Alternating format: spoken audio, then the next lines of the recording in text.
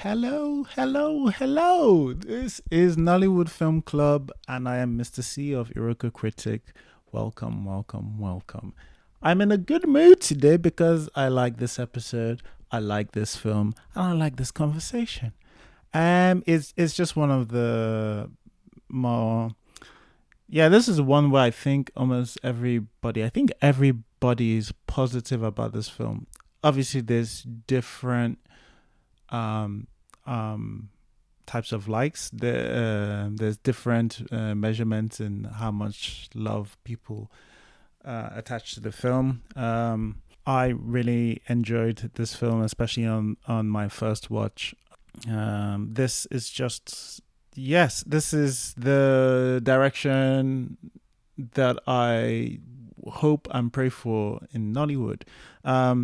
In terms of storytelling, definitely we can do better production wise, and we've shown we can do better. But like when budget isn't there, like this is close to as good as we can get.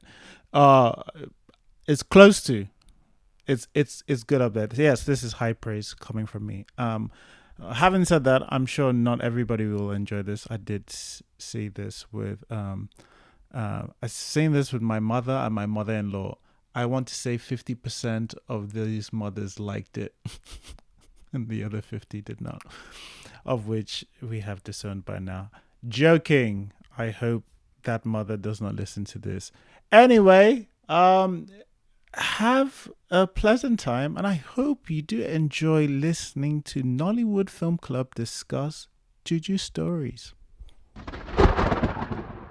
If in case you don't know, welcome to Nollywood Film Club. We discuss movies every Sunday, 6 o'clock. Today, we're discussing Juju Stories. If you want to come and speak, you can just request with the mic. Using the mic function.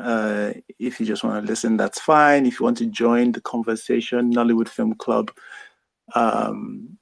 Otherwise, yes, that's it. All right. So we start with the good, we'll do the bad, and then we'll do also our summaries in general. Sure. Are we letting people do their rankings before they start, or should they do it during the summary? So the way we're going to do Juju Stories, because it's an anthology, we want to talk about the good, as in Juju Stories, the movie, right? So obviously it's broken into 3 parts, and maybe some people might like some parts a lot more than others, or all of that. But the good, as in, did you like Juju Stories? Or I guess it's not the overall. You can't separate people's goods from the stories. Yeah, but like what I'm talking about is, like we said, what I liked about the film, right, is I like this part. I like when it did this, and I like when it did that, I guess. And what I didn't like. This short, I liked that this happened. Yeah. But you can still talk about the generalities. I'm just saying we're talking about the film. This was your idea. Why you? Anyway, let's start with Elizabeth. Please, what did you like? What are the good things for you for Juju Stories? Okay, I watched Juju Stories twice now. Watched it earlier in the year in the cinemas, and then watched it again on Prime. So first, I like the take on the old wives' tale, the central theme that links the 3 stories, the anthology together. Generally, okay, so first, I like each story's twist to the old wives' tale. So you've heard a lot of these things are things that you've heard, and you probably haven't. I don't know if anybody has, but the possibility that you've heard and not met with one is very high. The first story explores. It says love potion. It shows us these 2 people randomly in their own personal life. Somebody becomes infatuated, not even enough to say infatuation, but in the sense that they had an affair, but one of the participants caught something more. She wanted more. She had already fantasized about him, and then she heard of Otumoko. I know that it's also probably something that we've heard before, and then but seeing it in the graphic manner was very jarring. Like, yay, why are you showing all of this? But I hadn't heard about all of these other extreme things, but I've heard about the first extreme part. That is the period blood, but never heard about the mortuary part. But anyways, moving forward, the story is essentially explores liking something and then having it and not exactly what we thought is going to be in our head. And I like that, it just explores that other theme.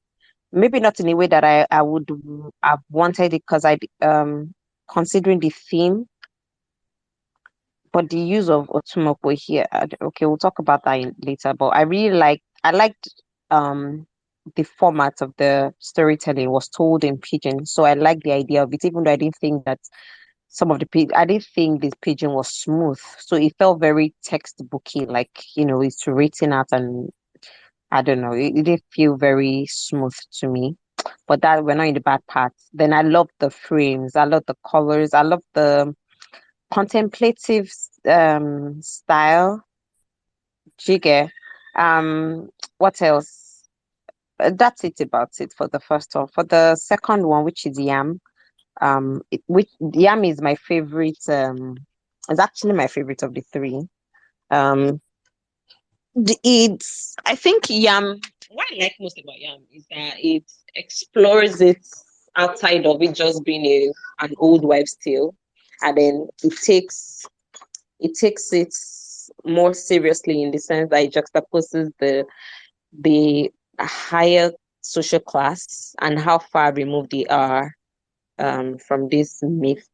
And then it shows that the people who often perpetrate this myth, who talks about it, who often believes in it. I'm sure that a bunch of us probably still believe that if you walk down the road and you pick money, you turn to yam. But still, I like that it interrogates it in the sense that it just shows it. I don't think anybody has seen it. I don't know anyone who has seen another person turn to yam just from picking money off the floor. But I love the choice of camera movements, the choice of frames, and then the choice of storytelling.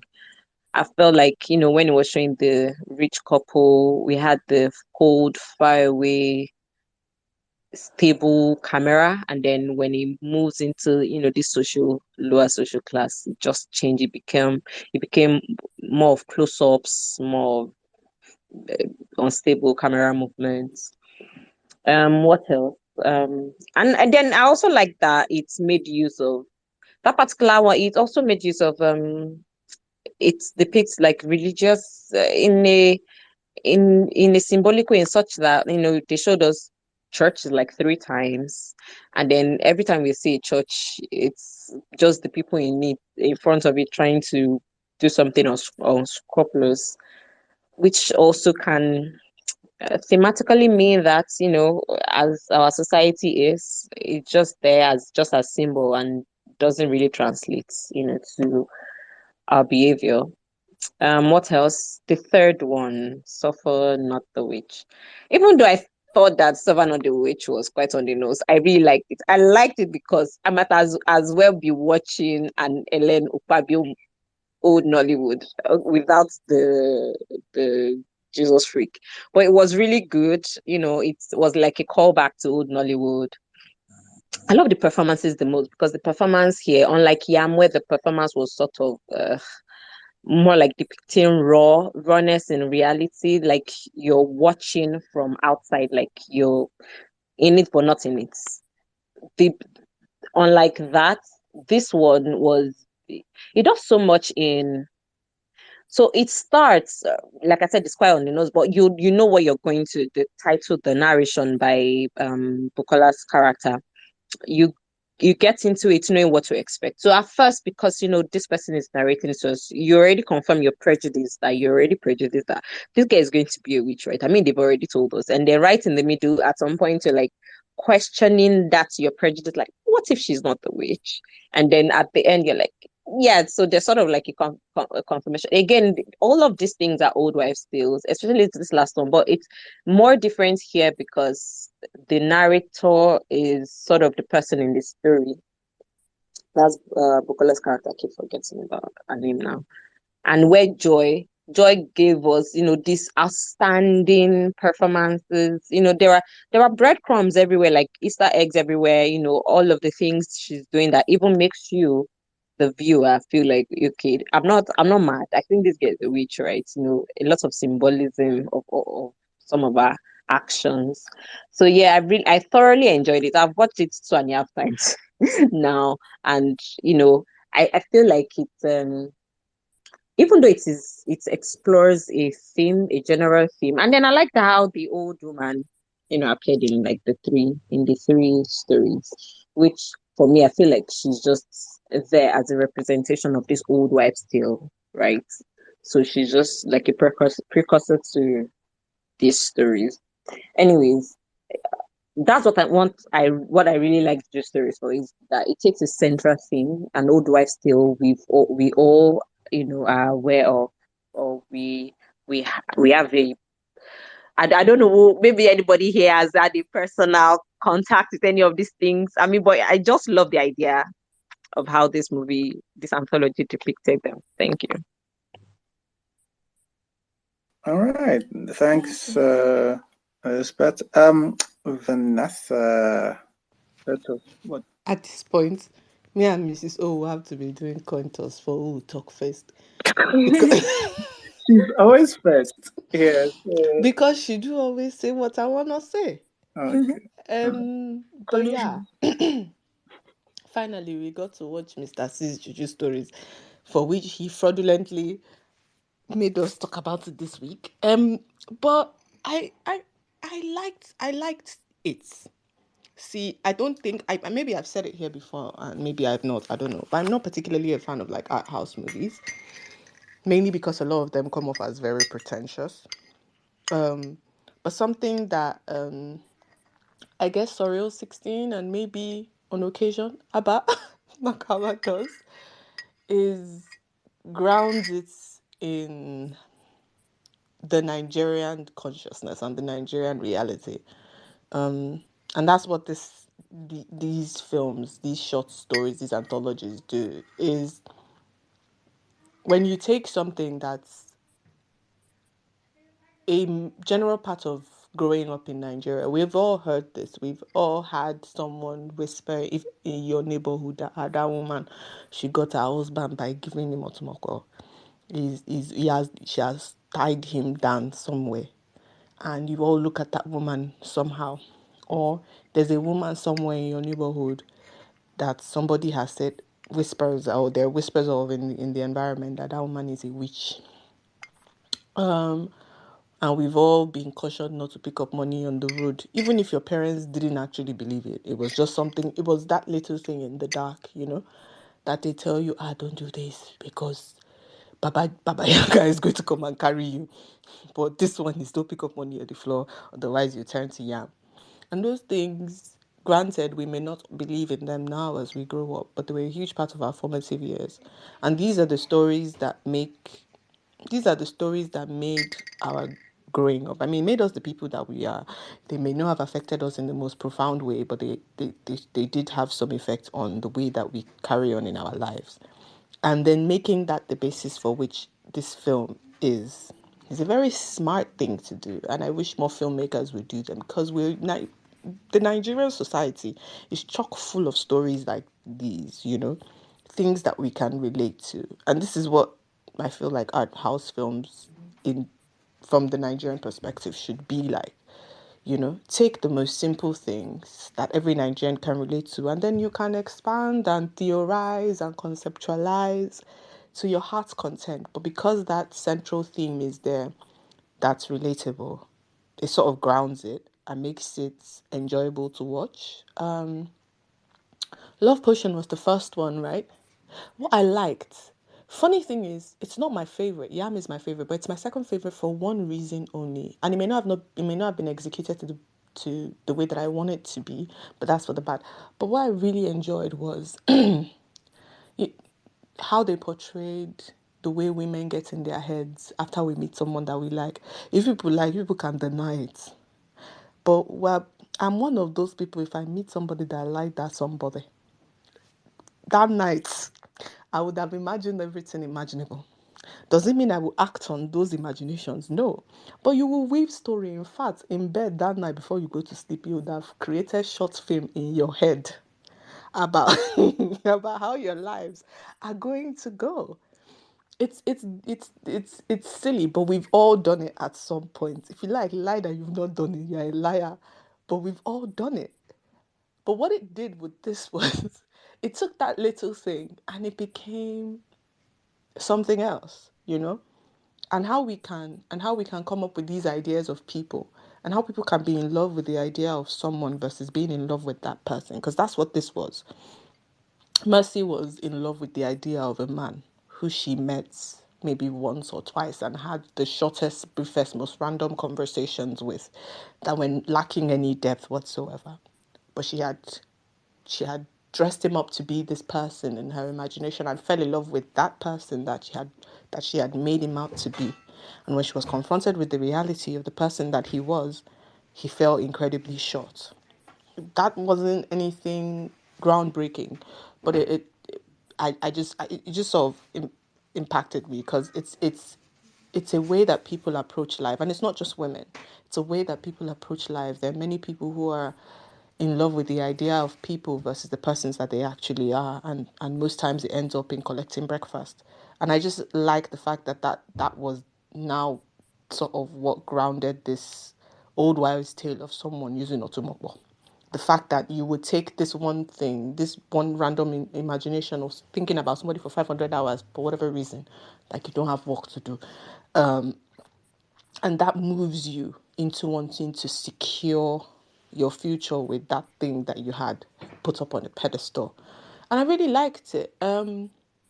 Some of the acting was nice. What else did I like about this? I mean, I liked the premise of it. I feel like I've said that a lot.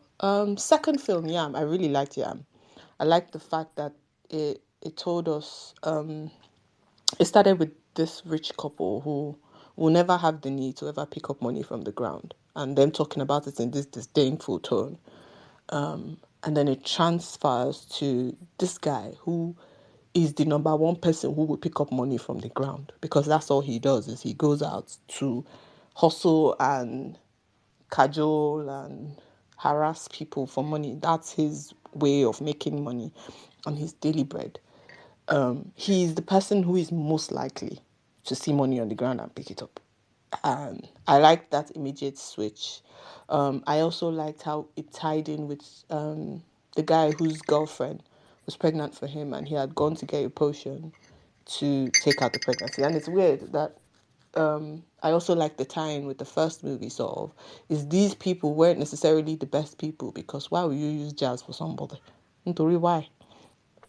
But it's hilarious that the guy who was going to a jazz doctor to to harm basically his girlfriend is the one who ends up eating someone, well, basically someone that had turned to yam, and is living with that person inside him, because honestly they're the opposite sides of the coin. I also like the imagery that I mean, the painting wasn't great. Sorry to whoever painted it, but I really like that sort of carried through. The painting was the first thing we saw, and that shot of him screaming at the end of the film looked exactly like that. I really liked that imagery. I also liked at some point in the second film when he mentioned Lagos is turning a bunch of people mad, and he ended up being another of the number of mad people in Lagos. And I don't know, I just liked that foreshadowing, but I really enjoyed that. I also liked how it ended with that rich couple in their disdainful tone again. It just sort of tied everything back up together in a pretty bow. Yeah, what else did I like? I'm gonna move to Suffer the Witch. I like Nengi Adoki's performance. She seemed very what's the word? She seemed very like she cannot hurt a fly, but you can tell that she can also hurt a fly in the same instance. She walked that balance very well. It's that thing where she's very pleasant and there's that, honestly, sometimes very creepy smile on her face, but it also is sweet at the same time. She did a really good job in that performance. Sorry, I'm just gonna go back to Yam. I really like the pigeon in Yam. It felt a lot more natural and smooth. I liked the pigeon in Yam. Back to Suffer the Witch. I guess I liked the glimmer of the conversation of, how one of the first insults that a Nigerian man will say about a woman, or just the Nigerian community in general, is that she's a witch. The next is that she's an ashawo, but the first one is she's a witch. This is just me wishful, but I wish it had expanded more on that thread. It would have been a more interesting take on that housewife's tale, how our society is filled with women who maybe are just, I don't know, how do I describe joy? But doesn't mean that they're witches. I just wish it had expanded more on that. It was very much on the nose. Also, I liked, was her name Bukayo? Who? Which one? The girl, not the girl that Joy was basically in love with. What's her name? Is her name actual Bukola. Bukayo in real life? Bukola is her name, exactly. Yeah. I liked Bukola too. I think she's actually a really talented actress. When given the right material to work with, I really liked this. She and Nengi were good scene partners. It felt really nice to see the two of them together. But yeah, I guess that's it. There are a number of things that I don't like about this, but yeah, I in general I really liked this. These are the kind of art house films I want to watch. For all the art house filmmakers in the world, please, Biko, thank you. Thank you, Thanks, Vanessa. yeah. And yes, we do know what the children look like after the first date. Okay. Oh, it's not me that said anything. But yeah, that's interesting to hear. All right. So I think TFR came on. Yes. Okay, good evening. So, let me just run through everything. The first was Love Potion. Love Potion, I liked the premise, it's a normal, oh, you're infatuated with someone, tie them down. We use the term tie them down a lot in this country. So I think I like the premise. I liked the framing of a lot of the shots. I liked I liked the how do I say the production design, especially of the house and everything. It gave very middle class people, like I think it portrayed that very well. Um, yeah, so I think those are the things I liked in Love Potion. So let me move to Yam. So Yam is my favorite. That was the one I enjoyed the most. And coming into it, I hadn't really like seen good reviews about Yam, so I wasn't really expectant, and I was pleasantly surprised because I really like Yam. I think it's my favorite. Let me just say it's my favorite. I liked Elvis Poco's performance. I think to me, he even had my favorite performance in the whole anthology. I think he did very well. I liked the use of locations. I don't know where these places are, but it just fits into the world. I liked the rich couple, beginning and ending. It just tied in very well. I think that was really really well done. Being stuck up and everything, and like Vanessa said, they're never going to they're never going to speak money in their life, so they are sticking their noses up and all of that. Um, okay, actually, let me go back to Love Potion. So Love Potion, I actually liked. I know people found it disgusting, but I actually liked the whole, like the editing choices and the way they, showed us, how the Love Potion was made. I think that was I think I liked that. So back to Yam. So I think the pigeon in Yam was very good. It felt very natural. I have never seen Elvis Poco before. I know he's in some African Magic show, but I maybe that's also why I really liked his performance because I didn't really have much. I've never seen him act in anything, so I was pleasantly surprised. This is just a me thing, but I've noticed that Abba Makama likes using classical music in his work, and I like classical music, so I think that's just something that is my own personal preference.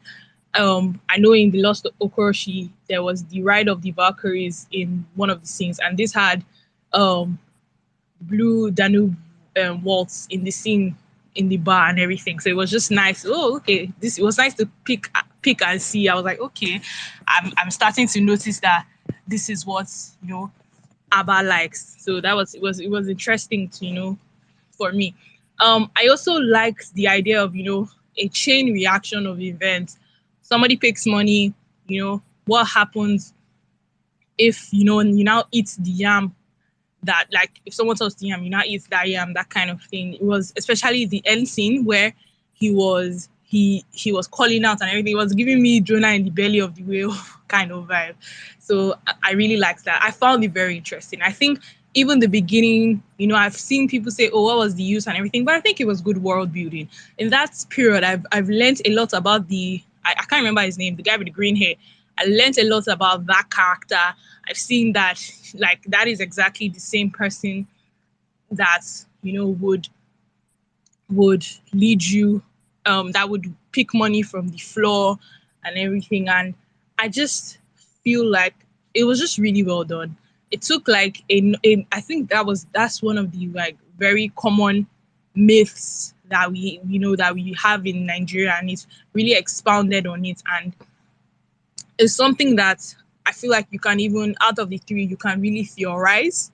You can actually like use it to teach other filmmakers about certain things. So I think this one especially was a very, also it was also it's a general audience film, but it's also a very filmmakers film, and I think that was why it was my favorite. And those are the things I really liked about it. Like I learned certain things about even some of the editing choices worked for me as well. So I think yeah, so that's for the things I liked.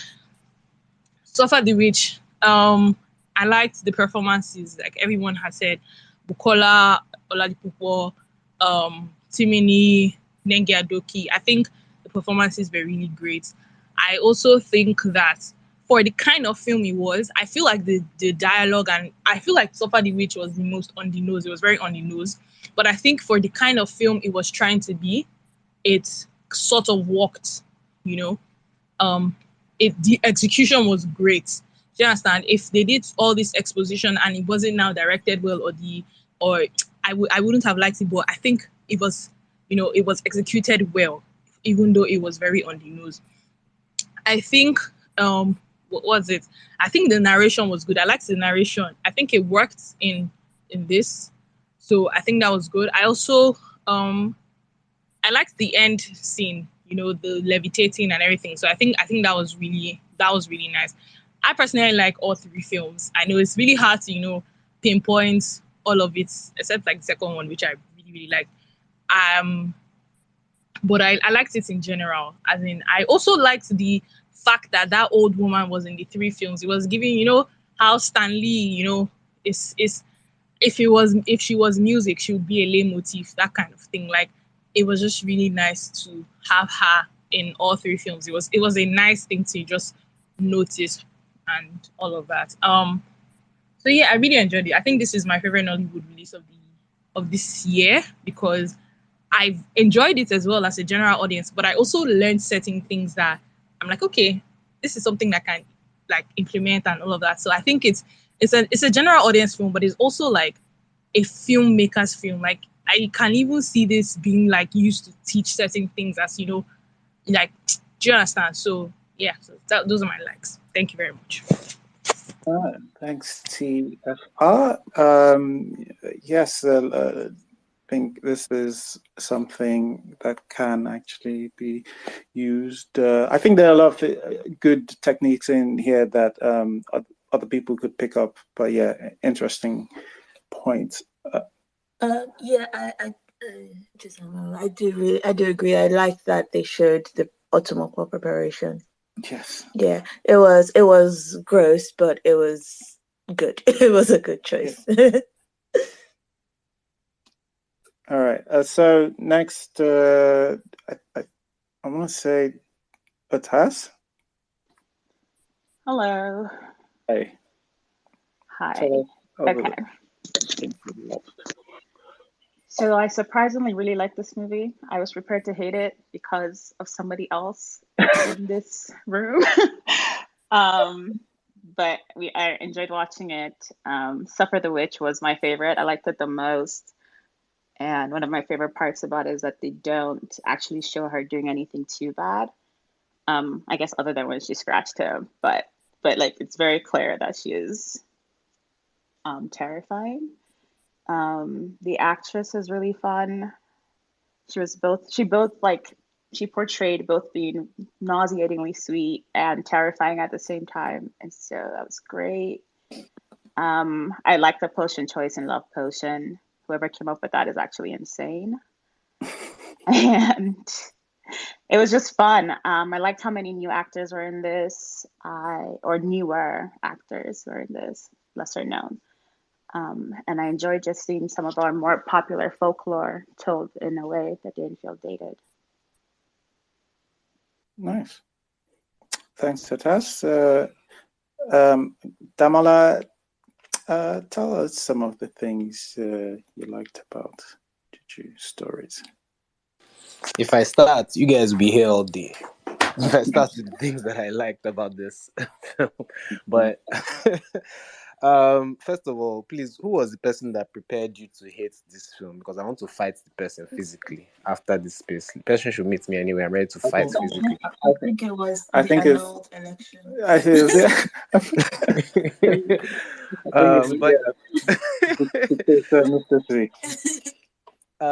I mean, Mr. C.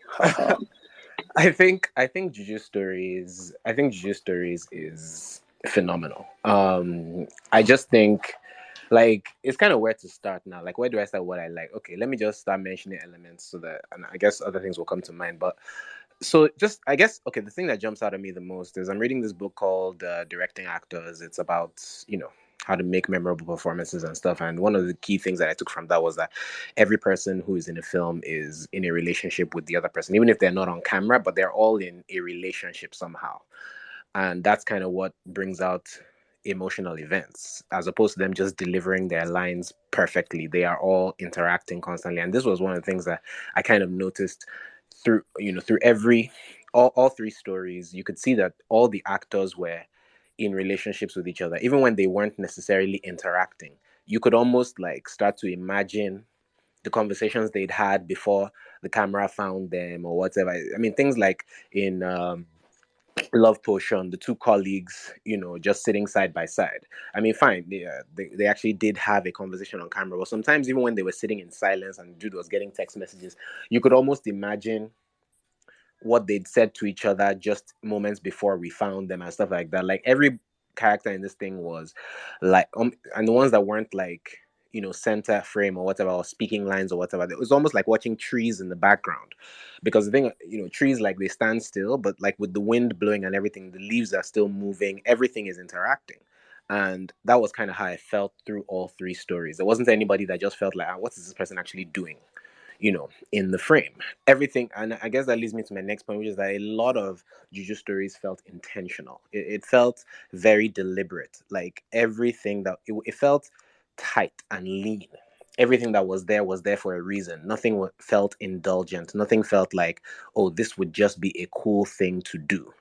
Everything kind of felt like it was supposed to evoke a response on it, on an emotional level, or or some level with the audience. And I feel like I've missed that a lot.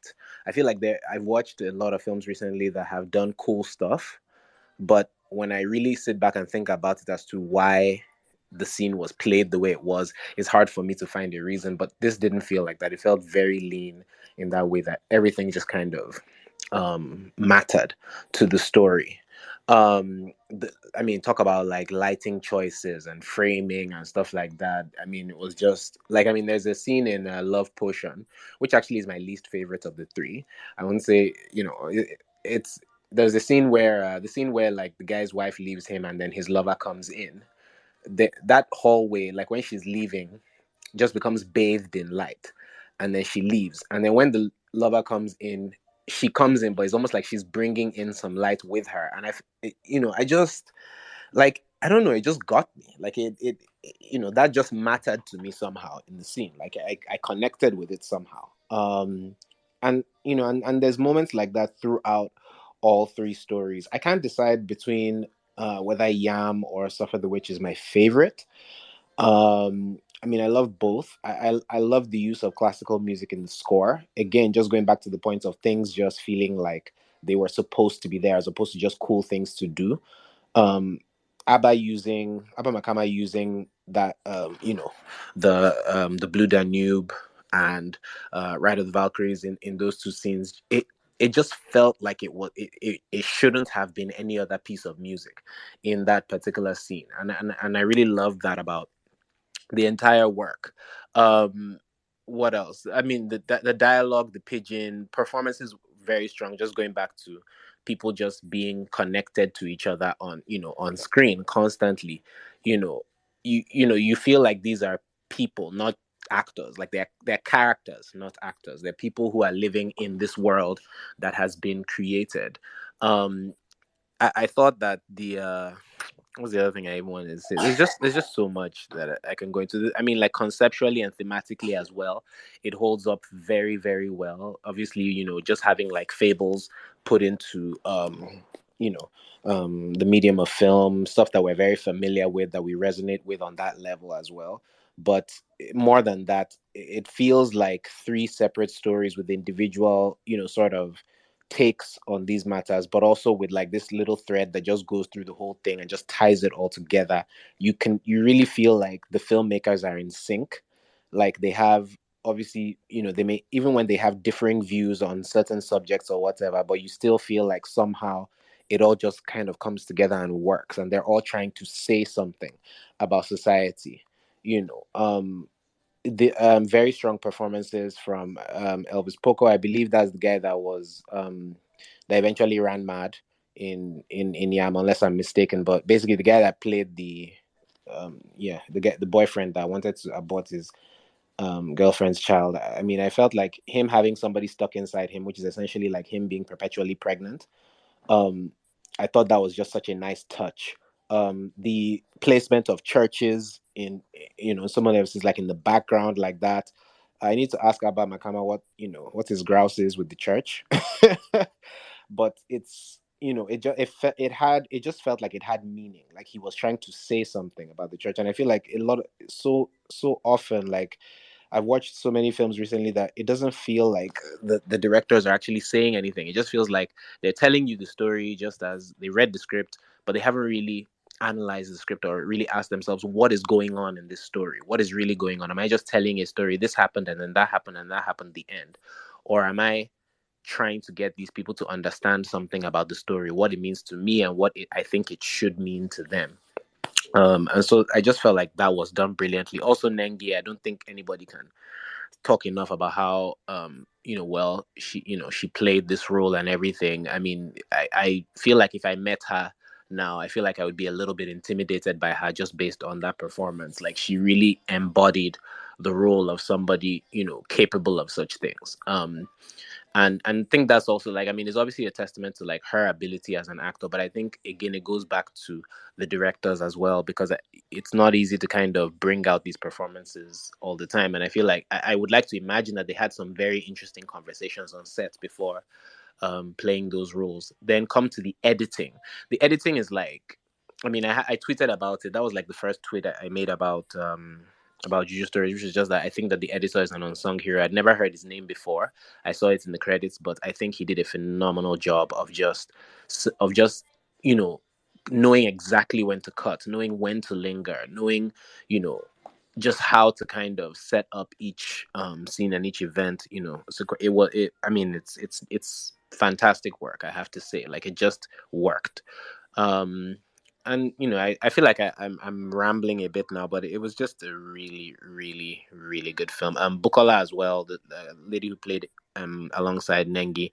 I just really felt like she was in a perpetual state of dread of this girl. Like she loved this girl, and this girl was her friend, but at the same time, she really just you could see it in her eyes, all the time that she was always just kind of like, "Ugh, am I next? What's gonna happen to me?" And just thought it was again brilliant to watch that. But yeah, I mean, I can go on and on, but honestly, this film is definitely the best thing. The best thing I've seen out of Nollywood this year. I don't know where it tallies up in terms of like my own personal top 10. I think it's definitely in my top. It's gone right to my top 5. But it's just great, great work. So congratulations to all involved. Ah, thanks, Dama. It's interesting. I think it came out in the cinemas in January. And I said this is going to be one of the best Nollywood films of the year, and I knew what I was doing, and I knew like people, but I remember a lot of pushback being, "What? The year has already begun. How could you say that?" But it's nice to see a lot of people. Yeah, I cursed the year. All right.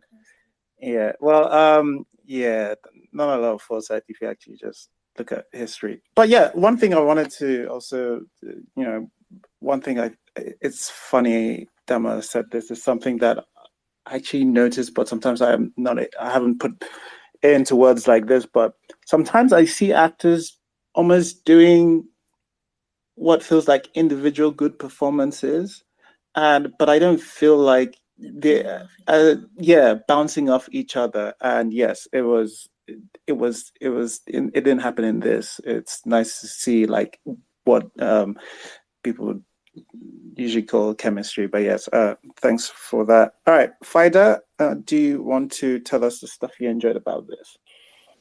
Yes, hi everyone. Happy Sunday. Hey. Okay, so my likes, chapter 1. I liked how they used short scenes to describe moments. I felt them to evoke certain emotions that carried the story along as it progressed. For example, how they showed the different scenes of Mercy's roommate burying her cat's things. The imagery told the story by itself, and I liked that a lot. I also liked Mercy's roommate. I found her funny, and I definitely believed in her love for her cat. She acted well, and I enjoyed her scenes. I loved the transition scenes. That scene when the fiance walked out and Mercy walked in, the one of Mercy's roommate burying her cat's things, playing alongside Leo, burying what I felt was his relationship with Mercy. Mercy consoling her roommate, which transitioned into her consoling Leo. I like that a lot. Then I liked in chapter 1 how they showed the dangers of building the idea of someone in your head and projecting that image onto them. It prevents you from seeing them before it's too late. So I like the progression of the story of how different they were in order to show that perspective. I felt that she was lucky he didn't get obsessive and become violent in the end, but more on that later. Chapter 2, I felt the first scene with the green-haired bandit, Amos, was improv. I liked that was how it felt. He stayed in character all through. I loved him interacting with the neighborhood and their responses. It felt organic. Really good use of classical music to evoke emotions pertaining to the scenes. They were well suited in scenes such as the moment Mercy was told about using Juju on her crush, where the score was impending and ominous. The next moment was the scene where Amos was running from the mad woman. Then it was high tension and full of suspense. And the last noted scene for me was the slow motion scene where Amos was out drinking with his friends. The score used was just epic for that scene. So this line, "Na dead body they wash," was a good line that references the previous chapter. The washing of the tire is also similar to the washing of the body in Love Potion. I liked that. I love the intensity of chapter 2, the eating of yam that was a person. I felt that was crazy. I liked that the couple, I felt that they were used to introduce the next scene in a subtle manner. I liked the painting above the dining table and how Abba Makama was the one that painted it. It looks like one of his. And I felt it's similar to the Scream painting made in 1893 by Edvard Munch. And that detail is important because I like the juxtaposition of the painting in the film and how it morphs into the scene of the vulcanizer screaming. It's powerful, it's intense. The acting of the vulcanizer as he was hysterical was really good. The storyline itself was crazy, almost insane and out of the box, but I didn't expect anything less. The thought of eating someone that turned into a tuber of yam and hearing the person for the rest of your days, crazy. Chapter 3. I love Nengi's performance. This was my favorite story. This was even more maddening because Nengi played her role really well. She got the innocent, naive, but hysterical girl in a switch vibe on lock. I like the scene in which we find out Simini's character is dead through the knock on the window and how we see his dead body and then him floating in the galaxy like space as he realized he'd died. I liked how they showed the subtle kiss to indicate Nengi's character's motives for her actions and how they drifted away in the end. It left room for adequate interpretation. Thank you. Thanks, Vida. Always enjoy your points. Good to see a lot of love for Mr. C, you're muted though. Huh? No. Oh, no. Can anybody else hear me? Yeah, we can hear you. Okay, all right. Okay, it's just Vanessa. All right. She can't hear us probably. So yeah, nice to see a lot of love for Dangi Adoki's performance. I think it's going to be quite a consistent one running through. Who do we have last? Cynthia, the professor, according to some people. Give it to us. Well, yeah. So I didn't love Juju Stories, and I didn't hate Juju Stories, and I kind of realized that maybe it's my personal bias of liking more romantic movies. Last you for a summary, my friend. Good to see you. I'm coming. I'm building it up. I think it's my personal bias of liking more romantic movies, but I definitely enjoyed this movie, and yeah, I wrote down what I liked in the 3 chapters. So in general, I actually like that they tried to, or they addressed popular myths. Then for Love Potion, which was my least favorite or my least enjoyable one, I like the setup of the Love Potion, like the blood and water, very believable, but I just had questions in the next section if it actually worked. I love the imagination that came from the infatuation that they both had. The 2 main characters, like it's quite common. Like, I mean, we have all imagined stupid things because of love or infatuation. Then, finally, in all the encounters between these 2 characters, I liked the tea date scene where Belinda's character was like, now revised psychology I did use. It's not like I like the full date scene. I just liked that comment during the date. Then chapter 2, Yam, which was my favorite. The first thing I liked was the director's cameo. So immediately I saw the image of the guy with the hand on his head. I just knew that yes, this is Abba's work. We have reached his work. I didn't need anyone to tell me that I'm going to watch that. What I'm watching is what Abba directed. So I like the premise of this Yam. I mean, we see a believable couple that look like they just came back from Obodo Ibo, doubting about the Yam mystery, the background sound during their discussion, and their Nigerian British accent gave me the Tush vibe. Then we also see the trenches where everything happens or where the mystery unfolds. Then I like the Amos character. I think Prime told me his name is Don Ekwazi.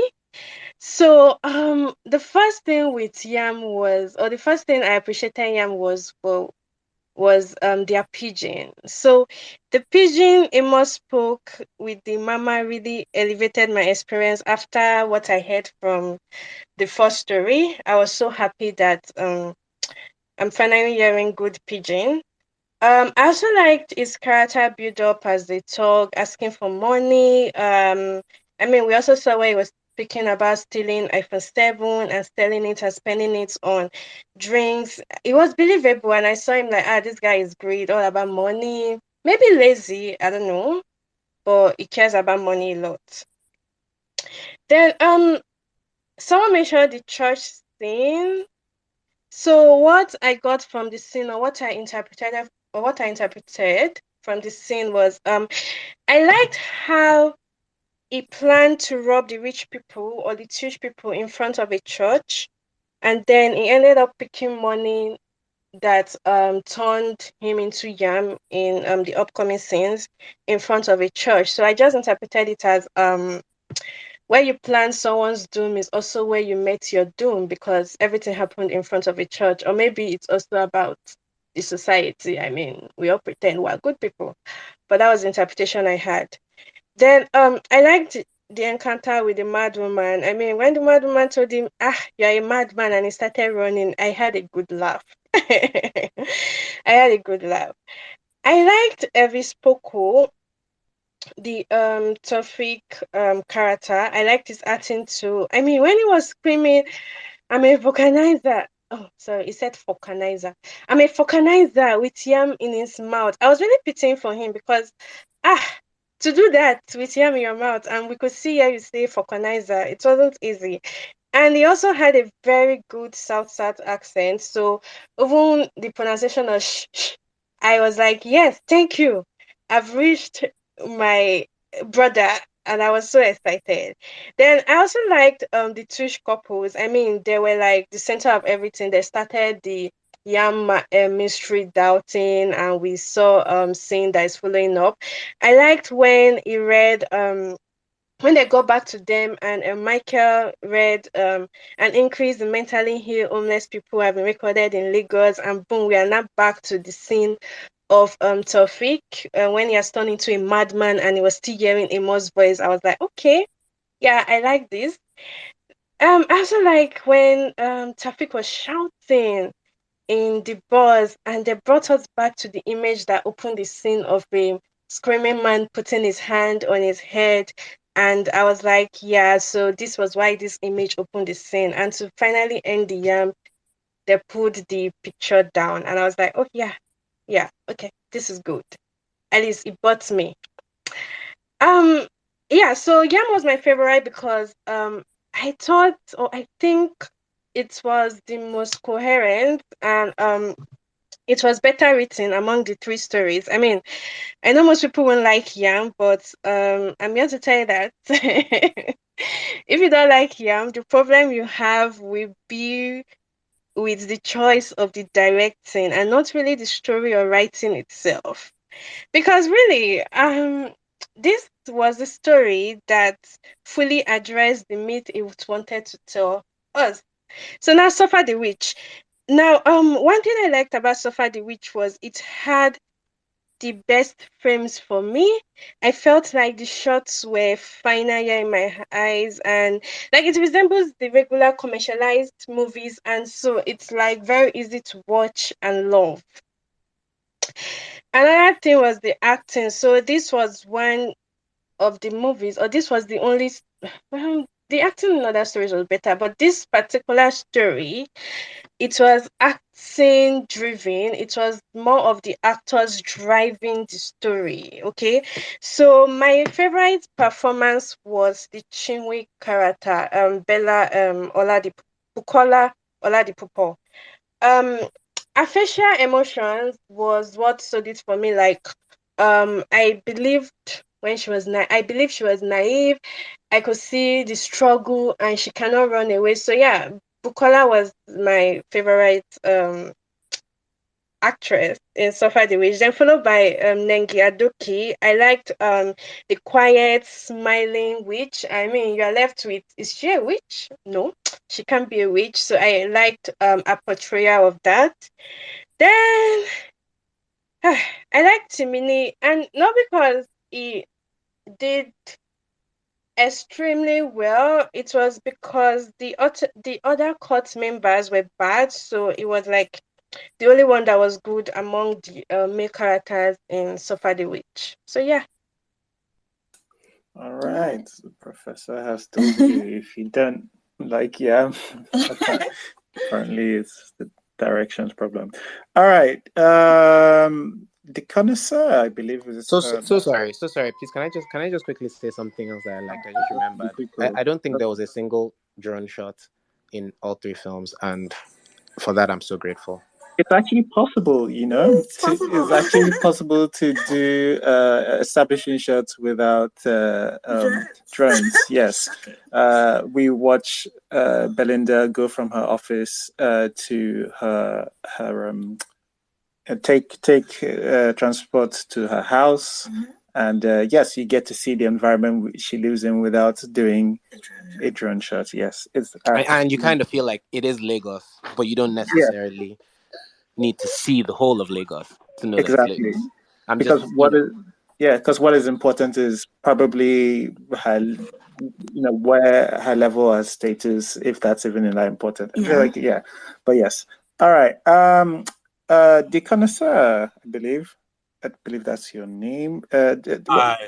We're doing like no problem. What did you like about Juju Stories? We do the bad, so if you have bad stuff, we'll talk about it later. Okay. What do you like about this? I think that's one of my best movies I've seen all year. English movies included. I'm not going to lie to you. It had Quentin Tarantino vibes to it. You know how they shot Kill Bill with the different chapters. I loved it. My favorite is the last one actually,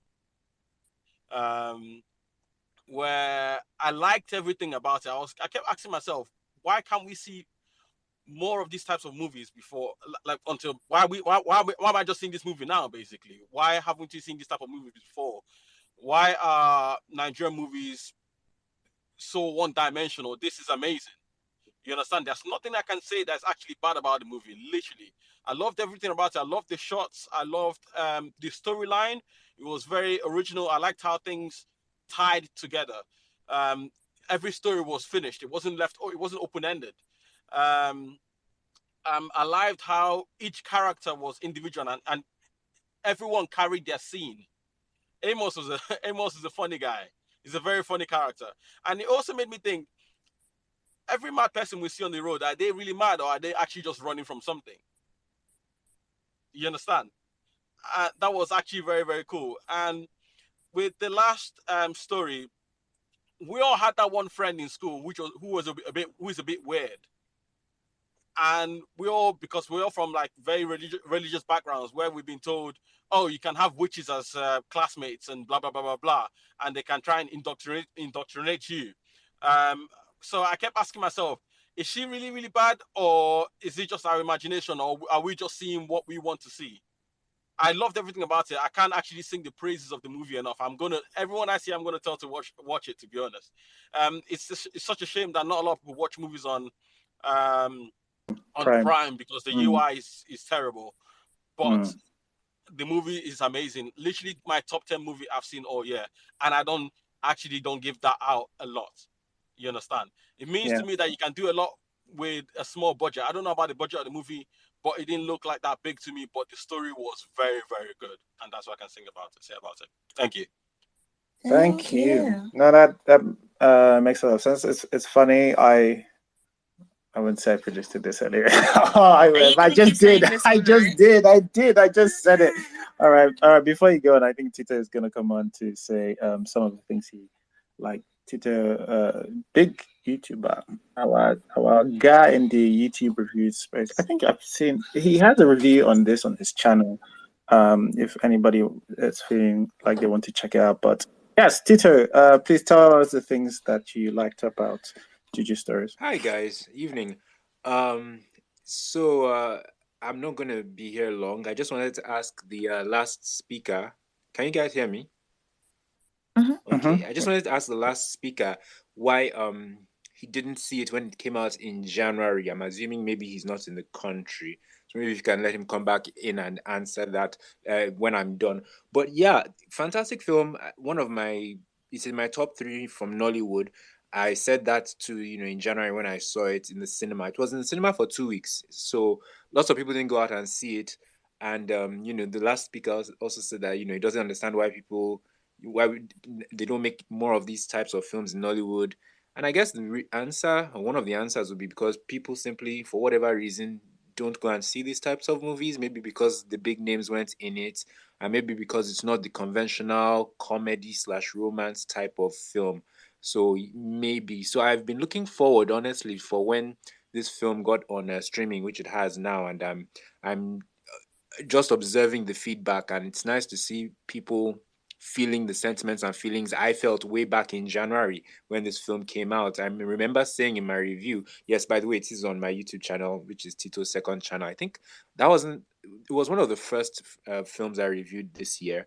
And I remember saying that, Timini was on a roll. He had that film. He had about 3 or 4 films in the cinema at that point in time. But anyway, fantastic story, very different, fantastic movie. It's in my top 3, and I'm really glad everyone is getting to experience it now. I haven't watched it again since it's been on Prime Video, but I will. But I'm just glad everyone's experiencing it. So I'd like the former speaker to, say why he's just seeing it now. I'm wondering if he's in Nigeria and if he didn't see it in cinemas back in January when it came out. Thanks, everyone. I'll log off now. Over to you guys. Great job. All right. Thanks, Tito. Okay, I think the connoisseur was on, but it seems like, oh, wait, he's gone off. All right, he's going to come back on. All right, the connoisseur, are you there? Yes, I'm here. Sorry, bad connection. Yes. I'm not in Nigeria. I'm in England, and in fact, I didn't know anything about the movie until the group started making noise about it on the TL. So I went and checked it out, and I literally get bored of films very easily, but I was sat on the edge of my seat the entire time. There's not one bad thing I can say ideally about the movie. Well, when we get to that part, we'll talk about it. But I hadn't seen it, and I was actually kind of angry that I hadn't seen the movie until now. You know what I'm saying? And angry that we don't make these kind of movies a lot more. That the stories are not this tight. I could have watched Yam for 2 hours, and it wouldn't have been boring. I could have watched the last story, as a full-fledged movie, and it wouldn't be boring too. You understand? And I don't understand. It's not that people don't see these kinds of movies, but I don't get it. The other stories are boring. Even the one we discussed last week. I know it was great and all, but it wasn't amazing for me. Yeah, but in fairness, not my cup of tea either. Oh my God, you don't want it. You don't want one day where people don't go. Yeah, it's fine. So yeah. Yeah, no, that's completely fine. So just one, because I'm also just interested, like how you said you had this from a group chat, I guess. So no, just the TL. Oh, the TL. Oh, your TL. From the group on the TL. Iroko, yeah, I just had people in this group talking about it, that we're going to discuss it. So I went and looked for it on. So if we can actually please do more of this, I wouldn't, because I'm always looking out for good movies. I like film. I like cinema. And this is one of my top 10 movies of every genre of all the movies I've seen. Oh yeah, this is top 10, 100%. Nice. Thank you. All right. Edwin, I believe, is on. Late entrance, but we're talking about the goods. What did you like about this film? Can you guys hear me? Yes, we can hear you. Okay. I'll start with the goodest good, the bestest best. Nengi was phenomenal. I think there's something about the way she portrays joy in Suffer the Witch that it kind of plays on a lot of the prejudices we have about people who are too nice, too forward, too intense, a little too weird, people who don't seem to understand the kind of like presence they have. And she, considering her previous body of work and how she's done a lot more comedic roles, she had this series that was way more comedic. So to see her in this kind of role, embodying this kind of character, was very, very rewarding for me. I think that the the juxtaposition of her with Chinwe Bukola's character was brilliant, and Timini, for once, in a role that didn't make me cringe.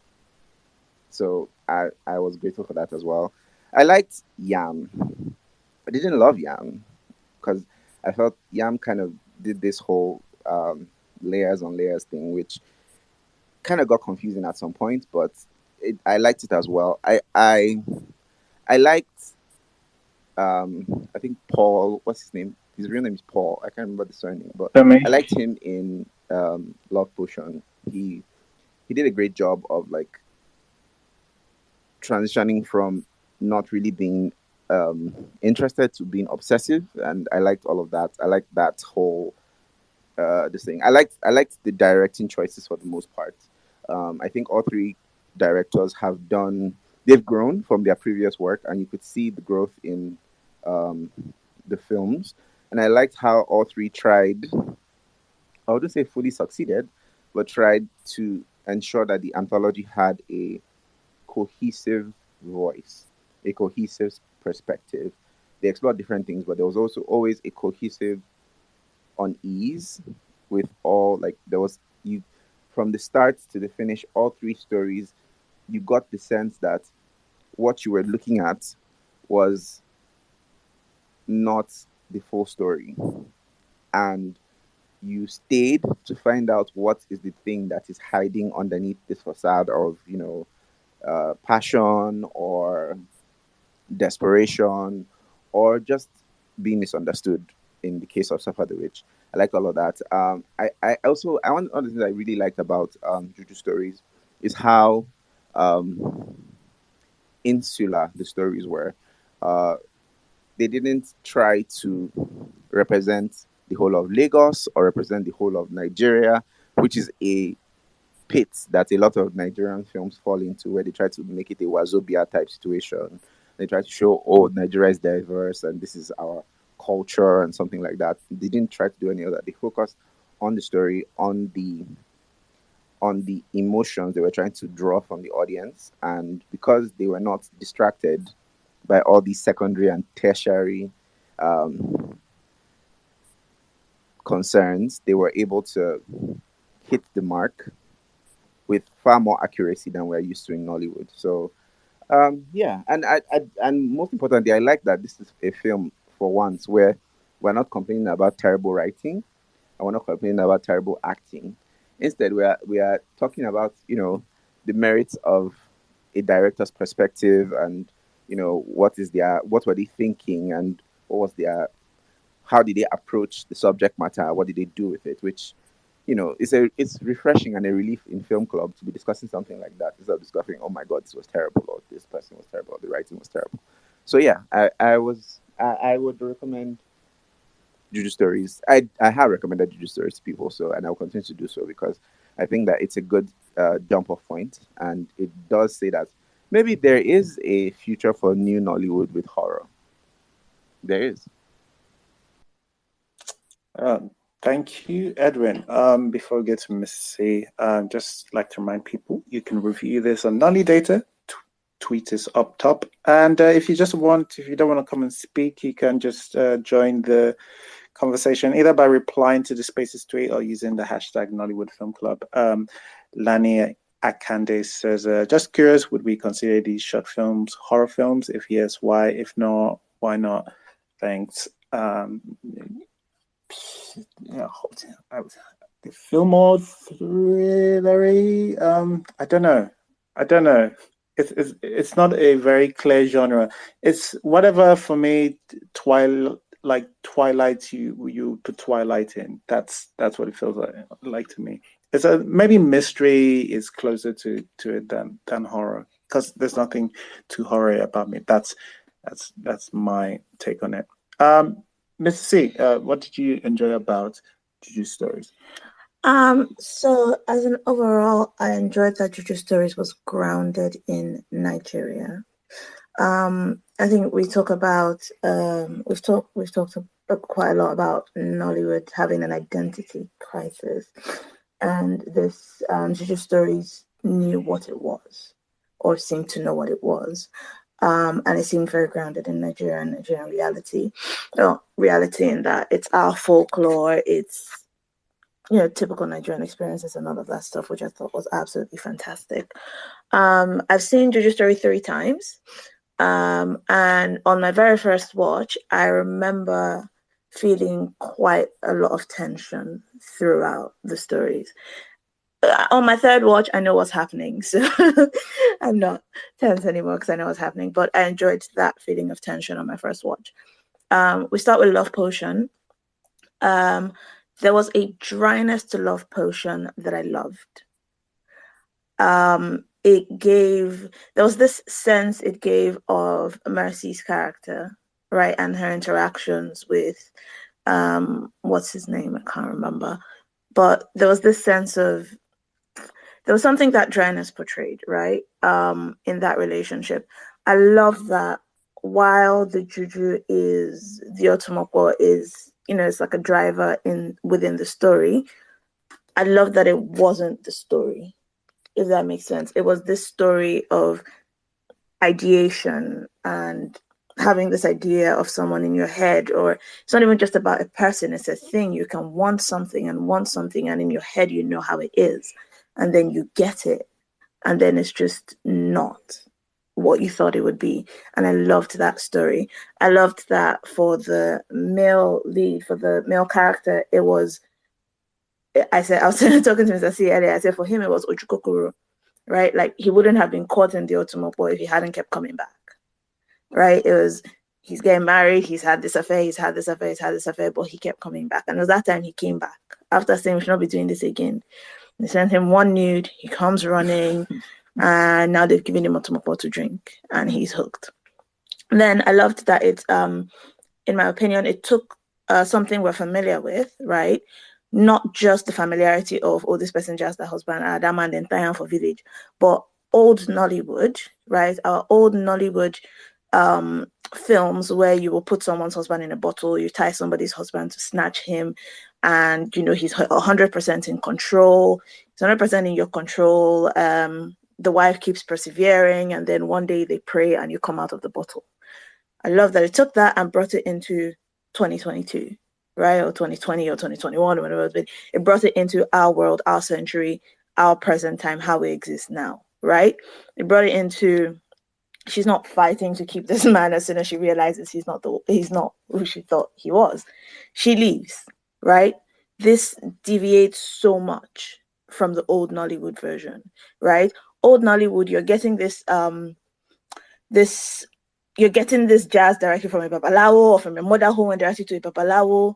This one is like the them say. You get what I mean? Like someone just casually told you, this is how you do the Otomoko, and she does it on a whim, right? And it works. And then she's with him, and it doesn't work, and she leaves. That's it. She's gone. And he's still there. He's still stuck in this loop that he can't get out of. And I thought it was a fantastic twist to the way we know this story, because we've seen this love potion story, we've seen Jazz in someone else's man, but it's a different execution that feels so much more modern and so much more in tune with the world we currently live in. For Yam, it's funny because I love Yam for different reasons, for almost the exact opposite reason of why I love Love Potion. I love Love Potion because the Juju is just part of the story, it's not the center of the story.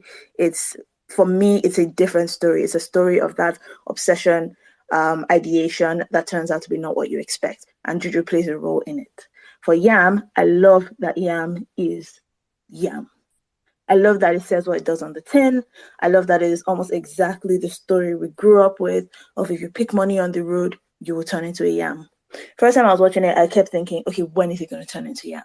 When is it going to happen? When is it going to happen? And I just spent that stretch just wondering, is it now? Is it now? Is it now? Is it now? Because I know what's going to happen.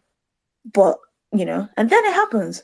But then we get this whole other story with the vulcanizer, which I thought was great. I thought it was a great addition to that story. Because when I was in uni, we had a lot of, in quote, mad people in our area, in the around the university, and there were so many stories about supernatural reasons why they went mad. Someone said, that mad woman in that area, she sat on the king's throne. That's why she ran mad. This one did this one did that. So it just seemed like this is so perfect. It's right. And it was literally the same, it's just a repetition of picking something. You get this one picked money, he turned into yam. This one saw yam, him too picked it up and went home. And I loved that, this one now being trapped in this one, and just this endless loop of these two people suffering from these, supernatural bad decisions.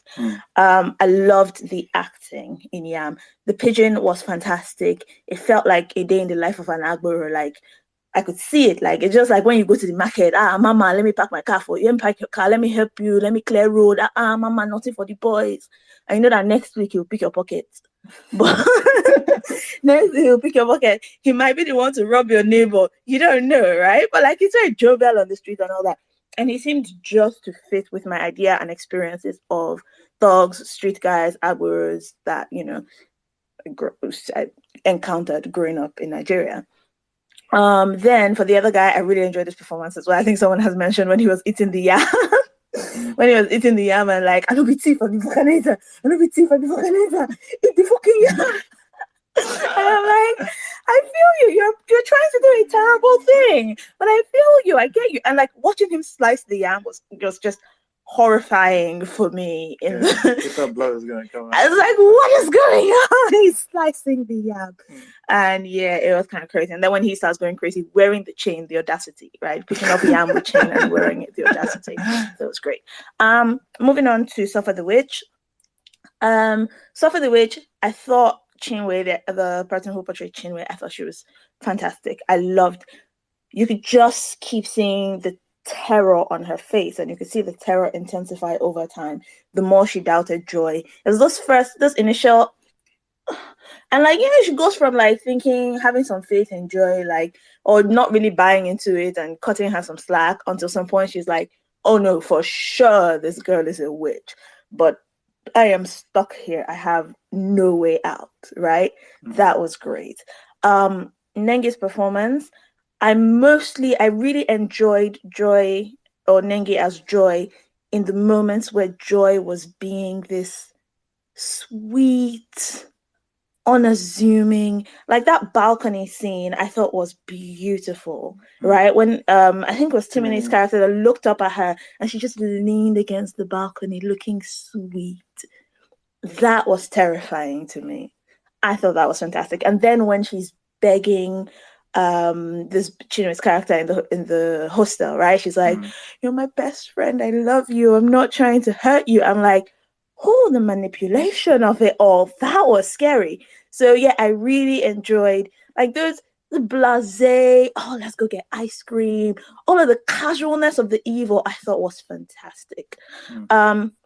This is one of my best Timini performances. I thought he was, or Mr. C would say he was quite well cast in this film. It was one of my favorite Timini performances. I really liked that. But yeah, I thought Suffer the Witch was great. I thought it was interesting. She used to kiss her on the cheek. I don't know if she kissed her on the forehead, and then at the end she kisses her on the lips. It's the progression of how she kisses her, the progression of her ownership over Chinwe, progression of her control. It was quite great. I really enjoyed that. And yes, she was a witch. Thank you. God bless you guys. All right. Okay. I think everybody has said almost all of the goods. I guess for me, the things that I might add would be I love a lot of the film language. Oh, Inka is here. Inka, you can go after me. I love a lot of the film language.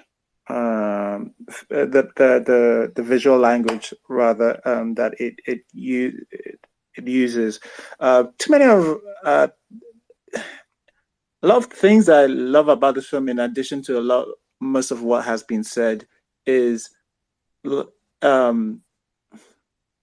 of the things that it chooses not to do. Damola said one with the use of drone shots. there isn't shot, reverse shot. They're like creative ways. There are so many things that just feel invisible to the eyes that makes it feel easy. There is we talked. Damola talked about like the chemistry within people. It's like it's not just enough for somebody to be given a quote unquote good performance. Like, do you see the person opposite you and you understand why they're saying the lines they're saying, and does that mirror in what the dialogue that comes out of your mouth? I thought the chemistry between a lot of the main characters were well done. I don't know a weak lead performance in any of this. I think maybe some extras could have been stronger.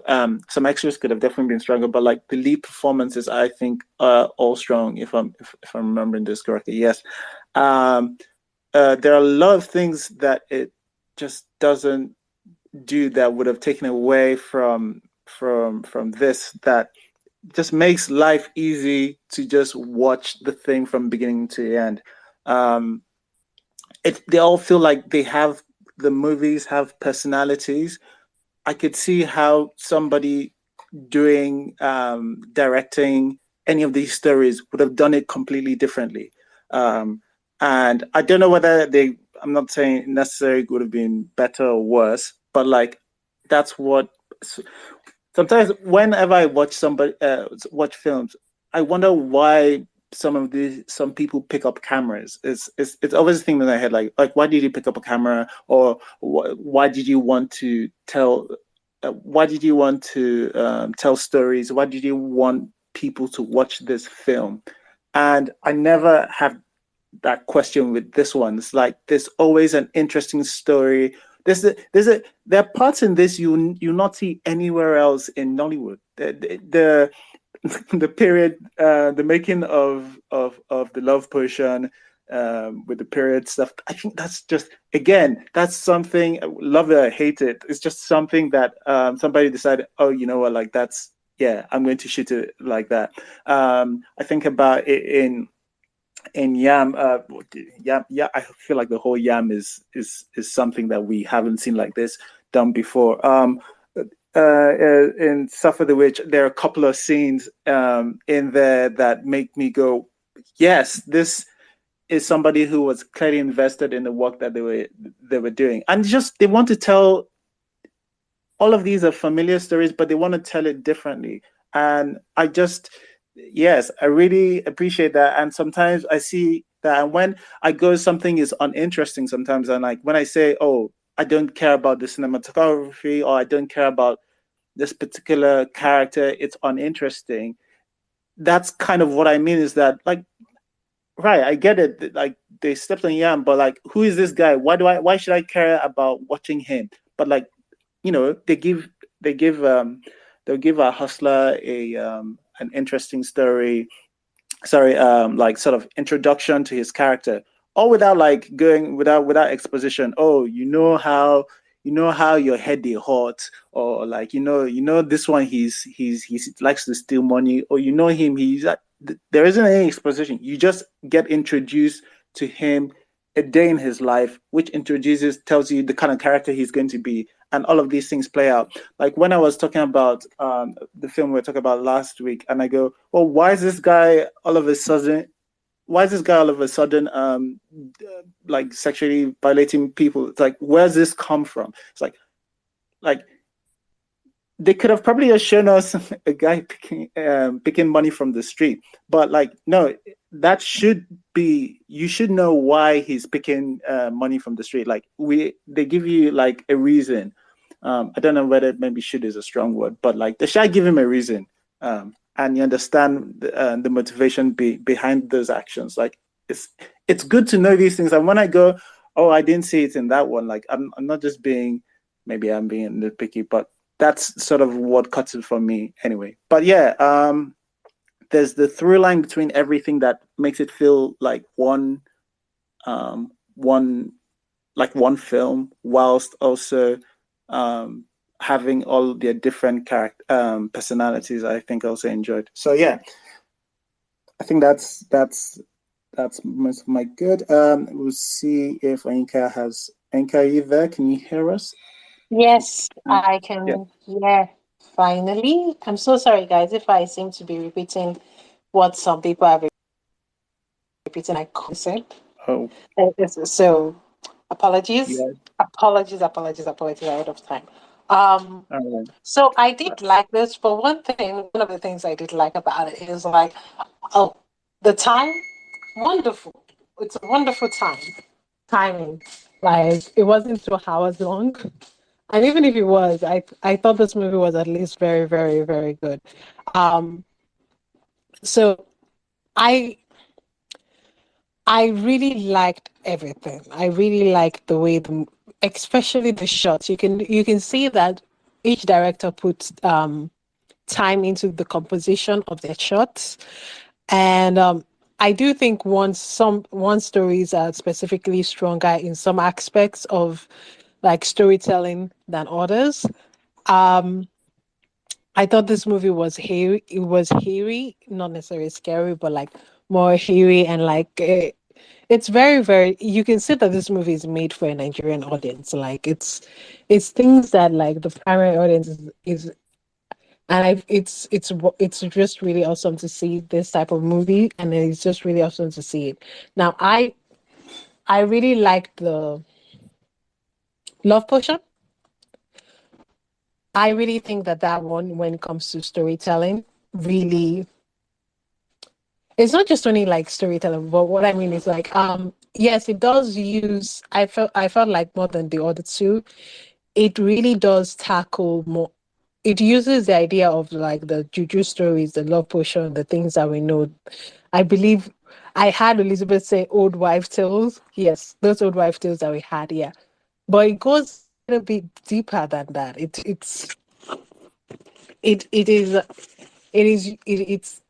is just about all, not only about the ideas of what we have when we fall in love, the ideas of like, it's not even just only about love, it's just about things that we have ideas in our head of the people that we'll meet. And when we meet people, we have ideas of who they are and what they're supposed to be, and most of the time we interact with people through our own perceptions of them, and we never realize that the other person is completely human, is a complete human being, as you as a complete human being. You have complete faults and all that. And things don't go the way people want things to go. Doesn't mean it's bad, doesn't mean it's a bad ending. And that the the love potion really, really expresses that it's so beautifully expressed. It's like, it's not, yeah, it's cheating, but it's also like, it's just beautifully written. There's something about it, human about it, that you connect with, and you're like, yeah, I get it, I understand everybody in this story or in this character. Yams, I liked the sort of Edwin much screaming, like the screaming face. I loved it. It was awesome. It was interesting, and at the same time, it went places that I didn't think it was going to go to. Um, I would have preferred it if.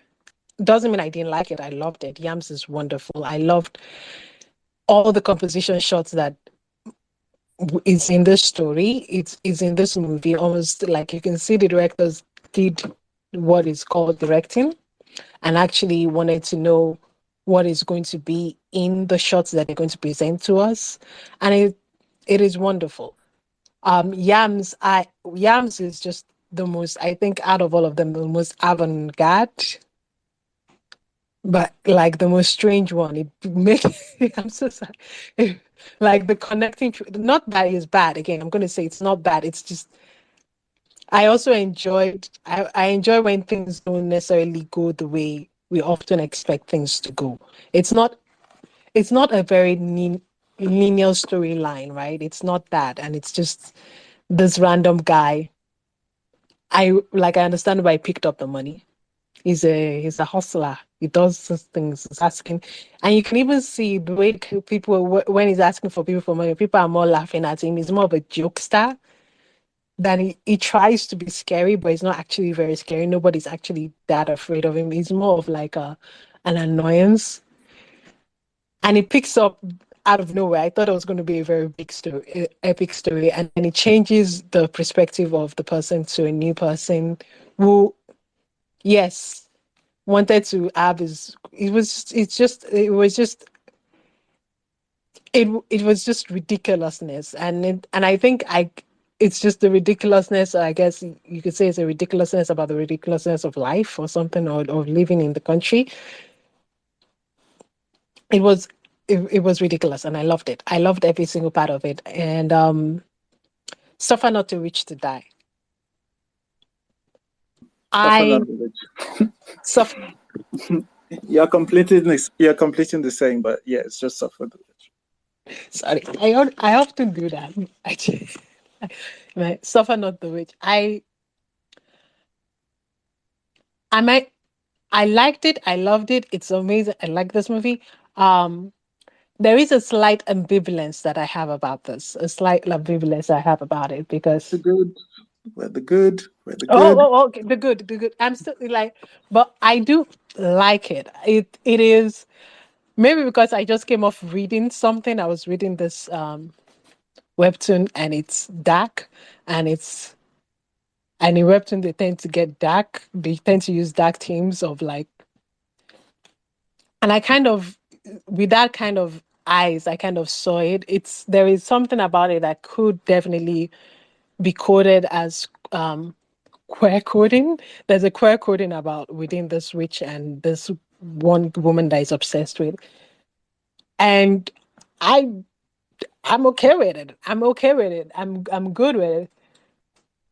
Is when we get to the back, I'll talk about like my slight ambivalence about it. And I think it was wonderful. And it kind of, I love it, the fact that the witch kind of got what she wanted in the end. Like, it's not a highly, because whenever we see a witch in a Nigerian movie, right, there are very few movies like where the witch is good, where the witch is not punished necessarily for being a witch. And and I kind of like that. That was kind of good. It was interesting. The guy was a cultist, and I'm like, the girl, the guy was a cultist, and I liked it. I liked the sort of moral ambiguity. I thought the movie was well done. I thought almost everybody had good. The performances are good. You have to be truly bad for me to notice that you're a bad performer.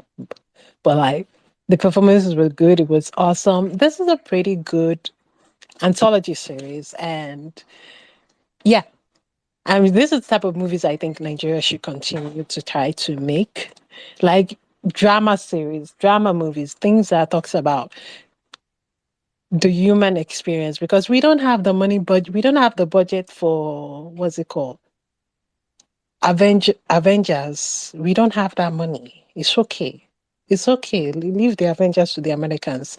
They're even doing it badly too. But like we can do deeply moving drama stories. And we also have to, if we want to do deeply moving drama stories, we also have to realize that we can't be a we can't have the judgmental moralness of like mainstream. Doesn't mean we can't be morally judging, but we can't have the judgmental moralness. And I think we can do that. I think that's where if we want Nollywood to go to the next level, and especially if Nollywood wants to get the recognition of Hollywood or some of the filmmakers say, I don't necessarily think that we should be doing that.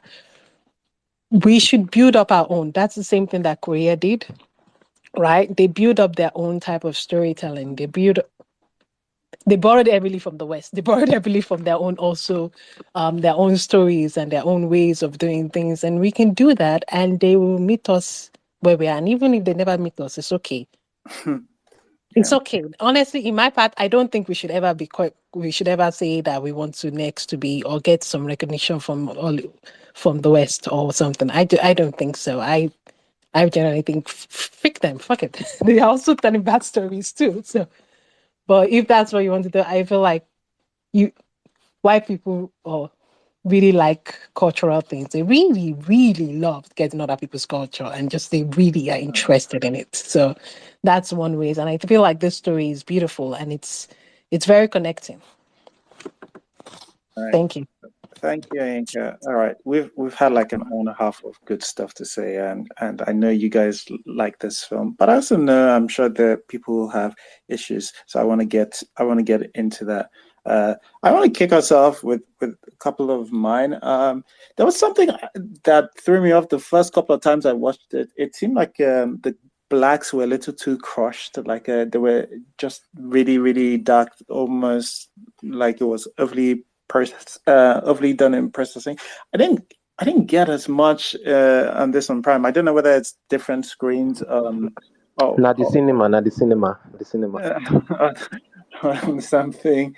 I had the screen. I had the screen an online festival for one. And yeah, and I've watched on a few screens, but maybe it is what it is with that. But the thing that really did bother me, and I'm honestly saddened by this. I remember there was like talks of Juju Stories being submitted for like as one of the movies we could send to the Oscar, and like one of the things for me that would have just no, we can't do that is the sound. The sound is bad. Unfortunately, like a lot of our Nollywood films, but I think the sound is just something that, given all of the other technical things that go well in this, it's I can't. I hate that the sound is where it's at. It's just as it's just overly processed. Sometimes you hear the echo of and just all the other things you get from when somebody has done a little bit too has been too wild with the noise cancelling and stuff. Like it's not the cleanest of sound at all. And till today, it's still even.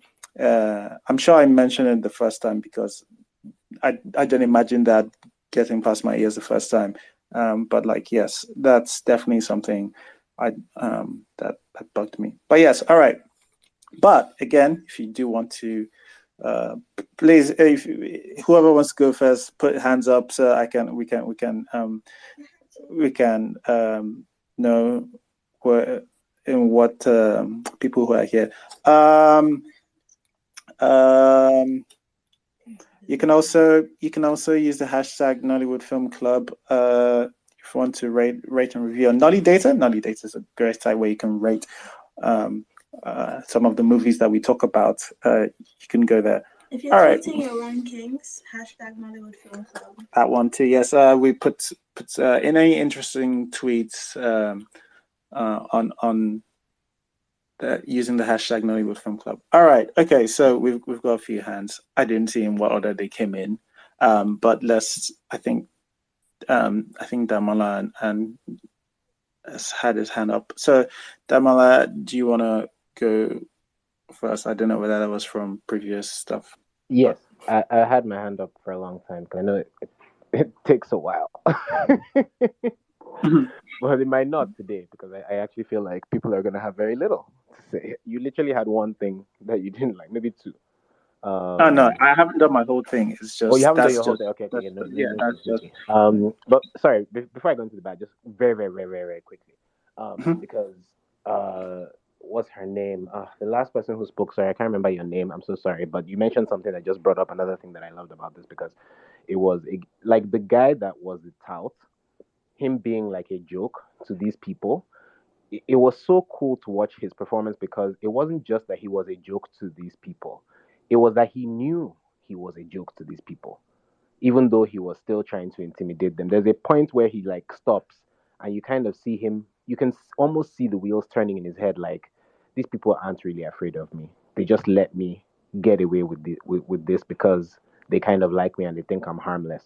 And I feel like that would be different from a guy that everybody thought he was a joke but didn't know he was actually a joke to all these people, and that nuance of performance really came through. So that's another thing I really liked about that. Anyway, into the bad. I didn't like the voiceovers. There was a lot of that going on. And I'm not saying like they should have been eliminated completely, but there were points when I honestly felt like the voiceovers were an afterthought, either an afterthought on the part of the directors or maybe something that they were told to do when they were trying to get it distributed, because maybe they were told that Nigerians won't get it, you need to explain it to them or something. It felt that way. Maybe it's inaccurate, but at some points it kind of felt like that. There were bits where it felt like the story could have just been allowed to tell itself and we would have gotten it anyway. Um, and so, I really felt like sometimes those voiceovers should have just been left. Like one scene that I think I would have really liked them not to use voiceovers, even though I agree that maybe not everybody would have got. I'm not even sure I would have. But when the two cult members came and tackled, what's her name, Bukola's character, and they were saying they would take care of things, and they walked away, and they basically dissolved, into nothing. When she said that was the last time she ever saw them, I honestly felt like we didn't need to hear that. Like if they had just dissolved away and then they'd gone to the next scene, I feel like it would have been so much more powerful to just explain how she did away with them like they were nothing, essentially. Or maybe they didn't want to do this. I'm not saying like they definitely should have done it my way, but if they dissolved away and then we saw the girl like sitting in the same field watching those guys run in circles with pictures of the two guys, that would have, I mean, I just feel like it would have been so much more powerful to just watch them dissolve away without somebody then adding like, oh, that was the last time I saw them. So the voiceovers in some places, I just feel like we could have done with a little less of that. um I also wasn't crazy about the pigeon in Love Potion. Um, I, I don't want to say it was bad because, I come from a middle class family. I think when I speak pigeon, I think it does sound a particular way as well, and maybe that was what the directors were going for in that, and so maybe that was, a creative choice. The thing is, it didn't like make the story bad for me. It still kind of worked. I just think I mean, like if they were able to get the pigeon closer to what was in Yam, that would have been better. The pigeon in Yam just kind of flew, and that might just be the actors being able to kind of speak pigeon in a particular way or whatever. And so I can't necessarily speak to that, but I wasn't keen on the pigeon in Love Potion. What was the last thing that I think honestly, those are like literally the only two things. And honestly, like they didn't even do enough to dissuade me from the fact that this was just, a brilliant piece of work. It didn't do enough to take me out of it, but those were literally the only two things that I can think of that were not great for me. Yeah, that's interesting. You bring the pigeon up. The pigeon is something that I think most people might be thrown off by. It threw me off the first time, and with every watch, it's bothered me less and less. And I don't know whether that is because I know that it's coming. I know what to expect, and all of that. But there's something about it that I'm not saying this is exactly the same thing, but if anybody has seen Yorgos Lanthimos, any of his movies, The Lobster, The Favorite, there's something that reminds me of, and it's not just the pigeon actually. The pigeon might be part of it, but there's something that feels very personal about the world and the way everybody delivers their line, almost as if nothing important or nothing serious is happening when sometimes they're talking about deeply serious things and without any large facial expressions and but yeah, I understand the pigeon thing, and I imagine like it'll bother most people. And that's completely understandable. The other thing you mentioned was actually my biggest complaint about Love Potion, with explaining some parts where I think there's a point where Belinda is basically rounding up and telling you the metaphor, and that annoyed me so much. Oh my god, that annoyed me. That voiceover where she's like, yeah, basically it seemed like the person that I wanted was not the person I got. I can't remember how she puts it, but I remember that there's a line explaining the metaphor. It's like, I got it. Like, you've shown it brilliantly. Yeah, but again, it's like you said, Damala. I can understand somebody going, maybe we need to spell this out, or we need to get that in there. I want to just put it down to distribution. I honestly feel like it was an executive decision. Like, guys, if you guys want to distribute this movie, if you want Nigerians to get it, you have to explain it. I don't know. Maybe Yeah. I'm just, but it honestly felt that way. It felt tacked on, and that's why I think it wasn't a creative choice on their part. Although, in their defense, like you said, so sorry to interrupt you again, but like you're right about the personality of Love Potion in that even the way the pigeon was spoken almost felt deliberate and part of that world that was created. For me, it wasn't like it felt like they were being nonchalant about important things. It felt it's just like the love that they had manufactured through the potion. The pigeon felt artificial and manufactured as well. Their entire life, like the way they were portrayed. I mean, like the packaging and everything. Even like like when Belinda's character mentioned the Murakami novel, it felt a little pretentious. I mean, I know she was a writer, and obviously maybe that was the thing for her. Like maybe she actually did read Murakami novels, but it felt like she was being a little pretentious. And then obviously, like when he then made his comment about the books, and loved that little reaction in her eyes as well. The way she clearly just goes, "Yeah, dude, you don't get it," But it felt artificial as well. But a part of me wants to think that it was acted. Sorry to jump in again. All right, thanks. Do you want to say something? Yeah, I want to say something about the pigeon as well, because like I said, I've seen it 3 times, and every time the pigeon still throws me, especially at the beginning. And I think what my actual problem with the pigeon is the word choice in the pigeon. Does that make sense? Like if you speak pigeon or you listen to pigeon, there are certain choices, there are certain words that will be chosen in certain conversations, and the word choices didn't seem right. But I think what might have improved the pigeon, or I think the problem with the pigeon is the tone of the short. That's my theory, right? Because pigeon is animated. In my experience, pigeon is kind of an animated, emphatic language, while the short was muted. So they couldn't be animated. They couldn't speak pigeon in a way that the regular Nigerian person speaks pigeon and maintain that tone, that muted tone throughout. So I think that's where there was a problem with the pigeon. Yeah, I mean, I can see how that does it for people. Yeah, it just on my whatever the fourth watch. Yeah, it just feels like a personality trait of the thing, as opposed to the flaw that it bothered me with in the first time. But who knows? Cynthia, please go on. Oh wow, I'm shocked. Okay. I remember your hand was one of the first that came up, so I'm just going by Yeah, that. thank you. Okay, so my dislike, like everyone I've said, from Love Potion, the pigeon, and I watched it twice, and like Mrs. C, it also knocked me out. Okay, so the pigeon was terrible. It was slow. Since my mom gave birth to me up to today, or up to when I watched this movie, I've never seen such slow pigeon before. Okay, so it felt like they were reading. It felt like it was written and they were just reading it. And it was really, really slow. So I had problem with the pigeon. And then the fact that the pigeon was what was used to narrate the story from Belinda's choice, also from Belinda's yeah, like Belinda used the pigeon to narrate the story, also puts me off with the love potion. So maybe that's why it's also in my last. Now, another thing with love passion, which is opposite to what Mrs. T said, I mean, I like is that she loved how the love passion was not really what drive the story. There were other things, but I hated that the love passion did not work.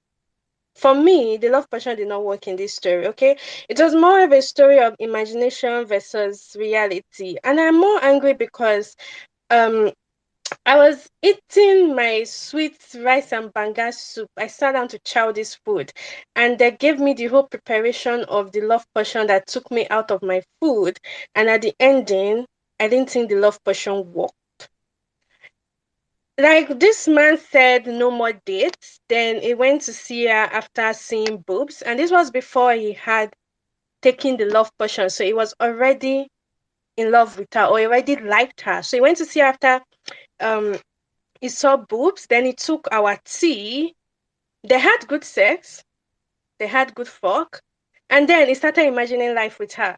So throughout the whole movie, I felt it was the good sex that drove the whole um love and everything from the man's side, and not the love portion. Okay.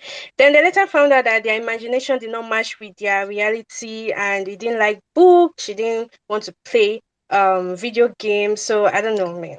I was angry that, from my own point of view, I didn't think the love portion worked. Then another thing I didn't like with Love Passion was the cat. So like in our story, I felt like the cat was going to have a supernatural um I thought it was going to have a supernatural significance or something. And it was just in like the book she was writing in the story. The cat was there because the housemates loved the cat. So there was nothing. It was there to show us that when you love something, you bury the thing. And the guy ended up burying her belongings because he really loved her, and he had nothing to do with the love portion because he had good sex with her. From my own point of view. So another thing with the love portion was thinking about it, I felt like there was not really strong motivation to do love potion. I know she liked the guy. The guy is a fine guy, and she wants to be with him. But you do love potion not because you want to eat handsome man. You do love potion because you're going to gain something. Like, fine, it's enough. No, sorry. Fine, being with an handsome guy is not enough to do love potion. I also felt like the motivation for her to do love potion was not there in the movie. I mean, it's not like the guy was richer. They look like people that were in the same class. So yeah, this is why I didn't like the love potion. I felt the love potion didn't work. I felt we didn't get the motivation of why she did love potion. I'm so angry that the love potion did not work because they spoiled my dinner last night. Then um yam. So yam was my favorite,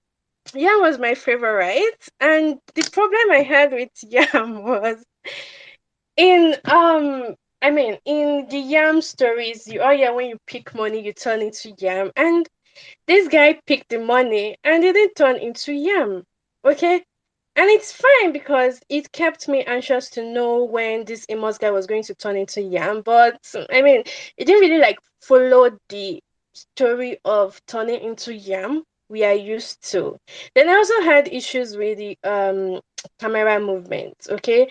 So the other vulcanizer guy, not Taufik, I didn't understand why Abba shows that you should be zooming in and zooming out of him when he was smoking cigarettes. Like, I forgave him for the whole classical music and the whole camera shaking while they're running. Okay, it fits reality. But I can't forgive him for that zooming in and zooming out of cigarettes of the guy. And it's not like the guy added anything to the story or anything. I did not know why we had to see that. Okay. Then also the first time I watched Yam, when Taufik entered the bar and they took us back to show us his point of view of when he was doing the vulcanizer work, and they took us back again to when he was a bar. I did not understand what was going on. At first, I was asking myself if I rewind my movie. Okay, so if I mistakenly rewind my movie. So the first time I watched it, I don't know if it was how it was edited to introduce his character after I got to the bar, but it didn't fit for me. But the second time I watched it, I felt okay, I understood it and it got better. Then finally I just had a question because when Tafik was in the vulcanizer place, he kept talking about abortion pill that he was going to prepare for his girlfriend. Then he got to prepare the yam, which we are meant to believe is Amos, and he brought out something in the small bottle and poured into the yam. So at first I was like, is it putting abortion pea in the whole yam is cooking for everybody? But then again, it could be Maggie But because he mentioned the abortion P, my brain is still trying to figure out what he put in the yam. But anyways, that's on that. But yeah, I just had question for the director. What was that? I guess it's Maggie. It should be Maggie. Well, it better be. Because if it's put in abortion bill, it doesn't make sense. There's Suffer the Witch. So my problem with Suffer the Witch is also the narration. Like every time, cho cho cho cho cho cho cho cho cho. From the beginning of the movie, Chinwe has already told us she's a witch. Like she's telling us everything. Baby girl, let us think. Let us unfold this mystery ourselves. She's telling us everything in the movie. So that was my problem with Suffer the Witch. The narration throughout. I got tired of it. Then when they got to the graveyard scene, like I made a joke with my friends when Joy's character scratched Dominique's body. I was wondering if she had spiritual knife in her fingernails because the amount of blood that came out was too much. Then also we see Dominique's character running, okay, in a car, and we didn't know who was chasing him. I mean, we saw Negi standing. He didn't see Nengi. We saw Joy standing to look at him. He didn't see Joy, but he just kept running. Okay, he kept running, or maybe she's using her spiritual powers to chase him. I don't know, but we didn't know who was chasing him, and we saw an encounter with him and the old woman, which I guess at this point is already a spirit since he did not escape death or the accident. Then I also did not like the floating of body in the galaxy though. I know Farida likes it, but I did not like it. Yes, he was running. He was driving a car very fast. He was looking back like someone was chasing him. Then finally, my problem with Suffer the Witch was like this was a story of a witch, a jealous witch that was ready to protect a lover or the one she loved. But the name of this thing was Suffer the Witch. Not one single time did this girl suffer. And I'm not even saying she should even suffer. I'm saying that people did not retaliate. Okay, it was, oh, she's a witch. Like, I mean, you named this Suffer the Witch. There was nobody carrying Bible. There was nobody even attempting to bring out Goya olive oil. There was nothing. Like, there was no retaliation. It's all, I think she's a witch. I think she's a witch. I didn't get why it was named Suffer the Witch because she didn't experience any obstruction. Okay, she had the last laugh at the ending. She got a lover. She killed everyone that tried to come in between her and her love. So why is this Suffer the Witch? Our witch enjoyed. And yeah, that's all I have to say. Okay, all right. Yeah. Can I just say something quickly Sure. about what? Okay. Yeah, sure. This So is a I think the title works. It's a bit ironic. It's not Mount Zion film. They don't have to do the whole Bible and do you understand? I don't think the name, I think the name works. You can even see it as ironic because there's the common saying that says suffer not the witch. Do you understand? Suffer not the witch to live. Do you understand? But now I guess he's saying suffer the witch to live, which is what is happening. Do you understand? So I think the name works. Yes, so my problem was not that I expected them to do a Mount Zion film or a Mount Zion something. I'm just saying that everybody was just calm. Nobody retaliated No, anyway. Like, Cynthia, couple of things. Number one, the phrase is "suffer not the witch to live." So suffer not the witch to live implies that you do something, you harm the witch, that you do something to the witch. Suffer the witch is the opposite of that. No. I'm just saying that. Oh, sorry. Even in secondary school, if you think someone is a witch, somebody is going to retaliate a little bit. Okay, I'm not saying that they should go into battle. I'm saying that everybody was just she's a witch, she's a witch. Did you miss the part where they tried and they died? What did I? No, I'm not talking now of Ebele and Mark, they tried. They even had a plan devised or something about they'll kill her stuff, and like they never heard from them again. Do you understand? So yeah, she probably just had like power and stuff. That's them. But if you go back to our hostel, the whole of our friends were just like bony face. Like I didn't buy They don't want to that. die now. They I don't want didn't to buy die it. as well. Cynthia, so another translation of the suffer not a witch to live is you shall not suffer a witch to live. The suffer a witch is not a direct is not a phrase that was just made up in to title the film, right? Suffer the witch. It's literally just a lifted pre-existing phrase, suffer the witch, to indicate a witch. That's Yeah, it's literally fine. all it means, is that there is a witch. So like the suffer is not playing a literal term. Like you shall not Yeah. suffer a witch to live. Doesn't even literally talk of suffering. It's like, why are you letting a witch live? It's just the concept of a witch existing. That is the Yeah, suffer a witch. yeah. I mean, like that's fine, but in general, I Sorry, just feel like they can had I to say wait. something here? Can I Okay. add something Guys, here? you're forgetting So that. Cynthia, Oh, I'm so so sorry. suffer not a witch to live as a phrase actually relates to the Salem witch trials. So it literally was, the premise of it is that women were accused of witchcraft because they had natural health, like they could heal with herbs and all sorts of things.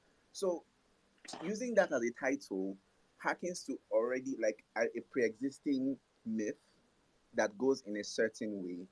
And I can see how somebody would be confused as to why you would direct us in that way and then not even explore the context of the original phrasing from like in any way. It doesn't explore the cruelty towards the women, doesn't explore the hypocrisy, it doesn't explore the power imbalances that led to suffer not a witch to live, all of that. So I can see where Cynthia is coming from. Yeah, so like I understand everyone's point, but my point, yeah, thank you. My point was they had to wait for Timini's death before someone, like I did not buy that, except Chinwe's character. Like everyone was still like relating, everyone was still like okay. It was until Timini's death that the whole thing started pointing, but they all thought she was a witch from the beginning, okay? So I did not get. But wait, Cynthia, like you don't just Sorry. even if you think like you just want people to just go kill her or do something I about was it. about Like to ask, like, Cynthia, yeah, did you there's go to university in Nigeria? I'm Sorry, asking, different like, people did were you go to university? talking. No, sorry, I was asking if you went to university in Nigeria. Yes, I went to university in I did. Nigeria. Were there ever people that were alleged to be witches or wizards in your university? Well, not in my university, but in secondary school, you can't allege someone as witches in my university. You get expelled. So, But do you think that like in any university where, because I mean I didn't go to university in Nigeria, but I went to secondary school. I remember like we had our theories about certain girls being witches at the time. I think they're still alive now, but if they're dead, we didn't kill them. So oh, I'm no, just you saying know like, that. So I'm not saying anyone should kill her. I'm so you're saying saying that they should that, have retaliated.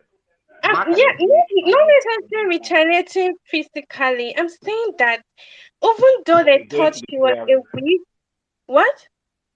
Going to the prayer room. They should have fought her on the No, spiritual level. no, Like no, nobody pray. was Yeah, bashing. fine. I use the prayer room as an example, but I use even though they thought she was a witch, the relation with her was still very close, and it's not something you would expect. Okay, everyone was still very close to her. If we're being honest, it was only when Timini's character died that the other guy one. wanted to kill her. Isn't it just Chinwe that's like still close to her, almost out of fear if we're going Yeah, to but Like even even the when the other NSP gave roommates, left. when she got into the room, they only gave comments like, Like, if you think someone is a witch, the kind of space you'll be given, I just felt like I didn't feel enough space from the other people. okay. Well, maybe So, there's Guys, a comment. I kind of, Maybe Dama, there's. Hey I think guys. she's made her Sorry. point. She's made her point clear. I think yeah. like But she yeah, just Otas wants. wants to say something. Let her see what she wants to say. Yeah, But I was going to yeah, say that. I was going to say that I think everybody's slightly right, but it's a cool name. There's a witch, people are suffering, and it's already a saying. So you just put it together. Let's not think too deeply of it. Yeah, Like, I get not where so bad Cynthia at is it. coming from, and I get what everybody else is saying. Like, people are not going to necessarily be mean to rich, but Yeah. really, they chose the name Uh-huh. because there's a rich. There are people suffering in it, and it's already a cool name. It's like it's already a cool saying. Like, it sounds very, very big and superior, and so you use it, and that's it. So let's not argue Yeah. about it. Anyway, Otas wants to say Um, something. India was supposed to say. no, I was going to say though that the main character, who's actually the most affected by the witch, does kind of just lay down and take it.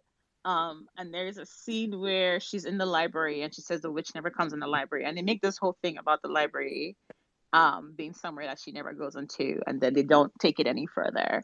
And then she picks up that book about witchcraft, which is the only new book in the library.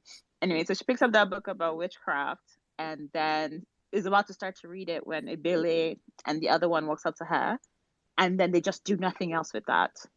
Like, it just seems like it's a little out of place. All right, let's move on. Let's move on from this point. Cynthia, was there any other thing you wanted to say? Oh no. Okay. All right. Okay. So I think Vanessa, then we'll go with Edwin. Oh, it's me now. Oh, Yeah. cool. Things I didn't like. Sorry, the whole Cynthia thing just disoriented me. Things I didn't like. I feel like everyone's beat the pigeon dead horse for Love Potion. It genuinely, I think the reason why it fell off, because I'm a huge proponent of more pigeon in Nigerian films. It's a language that we all speak, even if you don't speak it well. We all speak it in our friendship interactions, even with your parents. At least with my mom, I do. But I think what made it feel wrong was the things that were being said and the way that they were being said. I think, like Miss C said, it's the words that were chosen to describe certain things, and it just felt out of place. And what made it even worse was the voiceover in Pigeon. Now, if the voiceover was in, I don't know, was it to say that she thought in Pigeon? Because I don't think in Pigeon. Because I mean, when we're talking to ourselves in our heads, I don't know, but me, I don't talk to myself in Pigeon. I think that's what fell off. Because if Mercy was doing her voiceover in in English, then I guess the interactions in Pigeon would have just felt more like how it would be, because I think in English, unfortunately, I thought in Yoruba and I thought in Igede, but I don't. I think in English, and I have those conversations with myself in my head in English. But when I'm having conversations with my friends, I speak in Pidgin or in Yoruba, you know. So I guess I don't know. There was just that it just felt there was a disconnect completely. And you're having things like Murakami and and weird things, and you're having these conversations in Pidgin. I guess the running thread throughout all the films is all the films had Pidgin basically as the main language. I guess that was the language for the world that was being built in these films. And I guess I understand that. It just didn't work for me with Love Potion. Um, what's that sound? Is it just me who can hear that? I think it's something like that. I am Um, so sorry, guys. I didn't know I was unmuted. So sorry. um, what else again didn't I like in Love Potion? I think I don't know. What else didn't I like? I don't know. I think the thing with the cat, I'm sure it was symbolism of some sort. I just didn't get what it was symbolizing. I wish that was a bit clearer. Um, but there wasn't a lot that was as offensive as the pigeon, which is why it's my second favorite. I liked. Oh yeah, the exposition was. I genuinely just hated the fact that they had to explain everything to us and like the constant talking, which is why I like Yam, and Yam's my favorite. Is because you just went straight into it. nobody was explaining anything to us about why stuff was happening. And like the fact that she had to give us this whole thing of how she thought about like that initial I met him, this was the first time I met him, I thought about him a lot. That wasn't a problem. His bit where he's like, after he drank the tea, he thought about her a lot. I didn't mind that. But the rest of it was just really unnecessary and pointless, to be quite frank with you. I wish it was distracting. I wish it didn't happen. With Yam, what didn't I like? There's not a lot about Yam that I don't like. I actually really like a lot about Yam. With Suffer the Witch, I think what really let down Suffer the Witch was a lot of the extras. The acting from the extras wasn't really good. I mean, I think the reason why it was so obvious, and I guess this sort of works vice versa, is a lot of the lead performances were really strong. You have Nengi and you have Bukola, who are giving these really strong performances and who are feeding off of each other's energy. And even Timony gave a really good performance with this. And then you have extras whose performance, it's like, I don't know. I guess maybe their really bad performances made the good performances shine, but then the good performances really made the bad performances very obvious. I don't know. I also, sorry to say, guys, I also sort of agree with Cynthia. I wish there was more, not in the oh they should have done something to her, but it was more so a lot of it was just talk. Yeah, and I get it. There are a lot of whispers. A lot of these fables and a lot of these stories have always mainly been whispers. You know, there are whispers of someone who picked money and turned to yam. There are whispers of someone being a witch, became witch, die for nights. I've been waiting. Waiting person kill him. I can't remember what the saying is, but you know, there are always those things, and they've always just been whispers. That I get. But the thing with Bukola's character, Chinwe, going to the library and trying to delve into this witchcraft and confirm her thoughts, you know, because this girl has been living in fear for pretty much the entire bit of this film. And the one time where she's going to take some action, at least, to sort of clear whatever, because I mean, there was that thing of, I don't believe it, but I also sort of kind of do believe it. That one moment where she was going to clear her doubts was sort of overshadowed by these guys coming in and saying they're going to do something to her, and then they disappear, and she actually never really does anything to clear her doubts. I don't know. It just felt like unsatisfactory. I feel like there was a bit more that maybe was cut out. I don't know. It just didn't feel complete, right? What else? Everyone's talked about how the sound was bad in quite a bit of them. Oh yeah, I also didn't like the camera work in Yam. I think that's what I didn't like. There was a bunch of zooming in and zooming out, and like some parts of the zooming in and zooming out, the camera would lose focus at some point, and then it just didn't feel very professional and like very clean, I guess. But those are not the things I watch films for anyway. I'm just not one of those people who watches films for technical things. But that one really stood out because it was really distracting. But otherwise, Yam was really good. Yeah, I don't have a lot of bads. I liked it. Like I said, if more art house films are rooted in stuff that resonates to the Nigerian experience, then I would be more open to watching art house films. But yeah.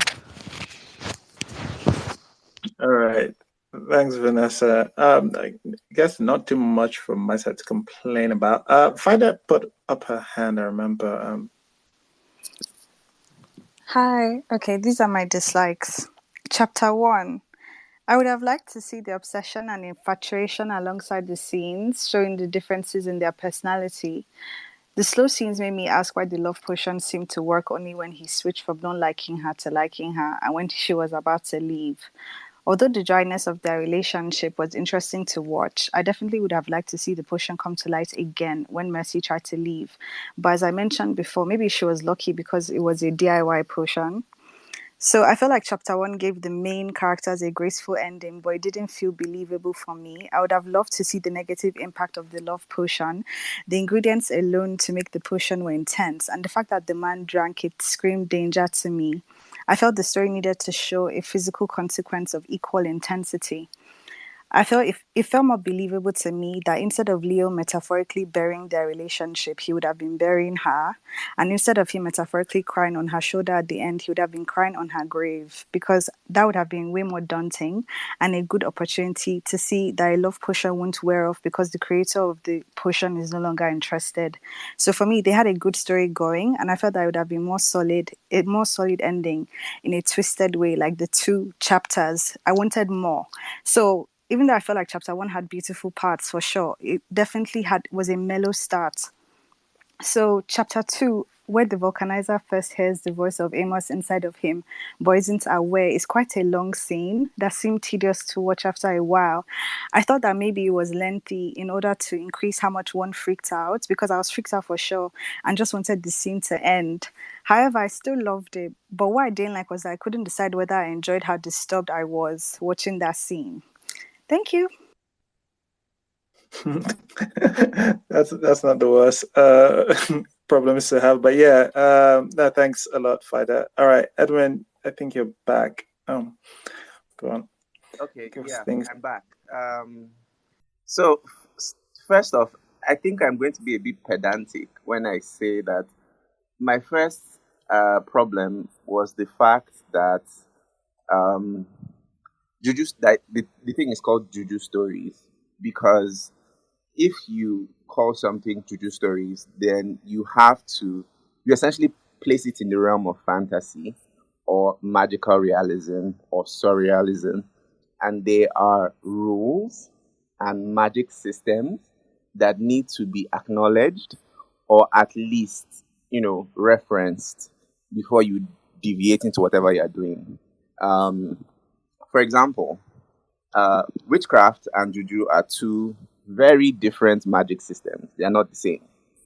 I know we in Nigeria we just kind of like brush over everything, like, oh, the witch they do juju, this one they no, but they are not the same thing, because a witch essentially is somebody who has a connection to nature or the spirit realm and can use that connection to manipulate their bodies or the world around them, while juju is a contract essentially that you make with a deity for a favor in exchange for a debt that you owe them. So, for example, blood money, you ask a deity for blood money and you perform a task to get that blood money, which is why, to some extent, of all the three stories, Love Potion is the one that is closest to Juju, because she asks for something and she gets the thing. It just not is not she doesn't, and as with most juju, what you get,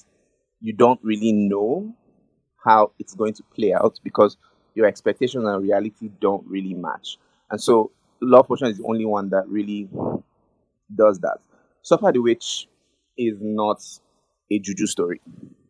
And because it's not a juju story, there is no respect is paid to make sure that the magic system works, and that within that magic system we can say, okay, X leads to Y leads to Z, which is why we can come to the conclusion we come to, which is why from the beginning they keep making all this noise about how Joy is a witch. Everybody tells us Joy is a witch, but nobody can tell us why Joy is a witch. Nobody can tell us what exactly she has done that makes her a witch. Nobody understands the system that they are using to inform this assumption they are making, which kind of ties into what Cynthia says, because there are no rules around the witchcraft. We have to make a quantum leap to reach our conclusion. I would concede that Joy is supernatural, otherworldly, but is she a witch? And if she's not a witch, can we blame anything that happens in the film on her? Because what metrics are we using to gauge her witchcraft, so to speak. And so for that, it kind of, because I write a bit of fantasy and I do a bit of science fiction, it was very hard for me to take what they were saying at face value, because a lot of things were happening. And instead of showing us, because in pretty much in every other kind of horror film, they'll show us what the person did to do what they did, or like they'll explain this, the god or the spirit or this thing that is doing what he's doing is the devil, is it this thing. But Joy is just a witch because she's a witch. Where is her power from? Who is she drawing the power from? How does the power work? What are her motivations? What, like, it was quite annoying to me. And I think Yam also had that problem for me, because the whole premise of, in Nigerian folklore and in Nigerian Juju lore, people do Yam Juju specifically as a blood money ritual. You collect something, you collect money from your Dibia or your Babalao, you give the money to somebody, the person takes the money, turns to a yam, you take the yam and you use the yam to make money. So who is the person that owns the money that the Agbero picked up? And where are they over the whole point of this story arc and everything, where people are moving back and forward and disappearing? Like, if I try to jab somebody to turn them into a yam, I would be right there waiting for the yam thing to happen. And I would be the first person on the scene to pick up the yam. To the point where, like, a random vulcanizer somewhere just picks up the yam and then eats the yam. I like, what is the point? The point is to make him go mad. Like, it's when you think about it in terms of magic systems, it becomes very hard to rationalize what is happening, because it just seems like a lot of things are happening for happening's sake. And I also think that the couple at the beginning and the end of Yam were severely underutilized. They make a lot of noise about how, all these things are happening in the pits and it doesn't really have anything to do with them. But Lagos, as we know it, is the very function of, no matter how rich you are, you will still step in shit. There were so many opportunities for them to connect these rich people, because there's a vulcanizer, there's an Agbero, there's a mad woman, there's a bush bar. There are so many ways they could have shown us that you rich people, you're just one step away, 1 degree of separation from being Yam. And that would have been a far more scarier conclusion for us, because at the end, when the couple are talking about mad people, and they have shown us in some way that they have a direct connection to the Agbero and the bush bar and the vulcanizer and the girlfriend that's pregnant, it will become a lot more horrifying to us. But because there is no connection, that couple just feels like Abba, being a rich person who really has no understanding of how poor people work, trying to make social commentary on poor people, but doing the exact same thing of being obtuse to the reality that poor people and rich people, as long as you're living in Nigeria, there is no separation. You are not immune. You are not protected. You are 1 step away from being destroyed. So I thought that was really poor, I don't know, execution, whatever you call it. It didn't work for me. Love Potion, the dialogue was, I don't know, but shit. Yeah, everybody said that. And I think the thing that I didn't like more in Love Potion is the fact that Belinda Yanga's character just was not narcissistic enough or obsessive enough to justify any of the things that she's doing. Like, she barely liked the guy even before she did the Love Potion. She just kind of was like bored and, lonely, but she was not desperate and she was not narcissistic enough, because it requires a level of narcissism and a level of obsession to pick a juju recipe from somewhere that you heard and actually do it. Like, if they had done it that, she was just bored and, she just wanted to try it out. But they gave us the premise that, she felt jealous and obsessive and wanted the guy to herself, when from the very get-go, she seemed largely bored with him. Like, she was kind of just tolerating him the way he was tolerating her. And so, because there was no intensity, the way, like, you could see in, like, Joy's intensity was obvious from the beginning to the end. There was not that kind of intensity or obsession or narcissism, that it was hard to take what we were being given and run with it. Yeah, so again back to and then finally back to Yam again. The Edward Mensch thing was just like, girl, do you really need, like, I understand that, because I think all of them, like, apart from Suffer the Witch, the other two films had this kind of like navel gazy, oh, I'm not just a director, I also I'm a very cultured person, and here's a bit of culture. Let's juxtapose it in this corner and put a bit of Murakami here and put a bit of Edward Mensch there, even though it doesn't really have anything to do with Nigeria. It's so incongruent with the kind of story they're telling and the place the story is set in, that only people who, know these things and kind of use these things as markers of social identity or social class will see them like, yes, Edward Mensch or Murakami. And there's a way to do it that is subtle and sweet, but in Yam, the thing was so overt. It was so like in your face. It was like, we expected that the thing was going to be something. Like, I expected the painting to do something, say something. It just did not. Like, if the artist who had painted it because he took a picture of the vulcanizer on the street screaming and then painted it and put it in the house, it would have made sense. But because there was just no reason why that was such a centerpiece in the story. And even the Murakami one, there was no reason why she mentioned Murakami. Like, was there some parallel with her life to Murakami's work? I don't know. There was just all these, art flourishes that, as somebody who knows the things, like, oh, cool, the thing's there, but it didn't really educate the audience about what it is. It didn't kind of enlighten them. It didn't, raise their level of culture as well. So that at the end of the film, they know what Murakami is or what Edward Mensch is. Just kind of like dumped there for, I don't know, personal gratification. I think I'll just stop here because there's more. But yeah, I love Juju Stories. Let me just recap. But yeah, No, all right. Thanks, Edwin. Actually, in terms of the universe, I think at this, I've noticed a lot of people's bad sort of time with this is where, quite all right, all of these are folklores that we have heard before and we've seen done a lot in the past. But I think this film, the film, and I mean all three of them, and the all the short stories,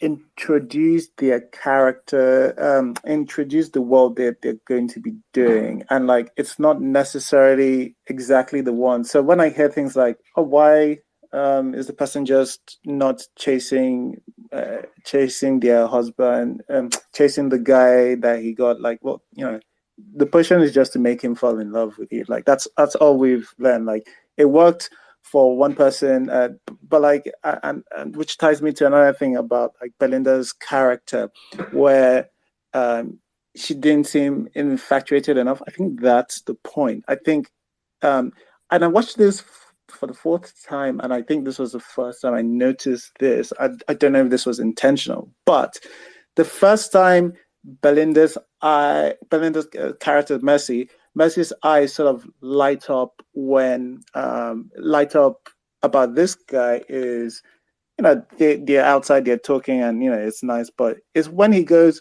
I'm going to see my fiance, and almost like there's a shot of Mercy that's like, oh, okay, somebody else's thing, and that's what it feels like to me. She just feels like a kid that I want that one. I want that one. And when somebody tells her, oh, if you just do this thing, you can get it, she does it. And it's not that much skin off her teeth.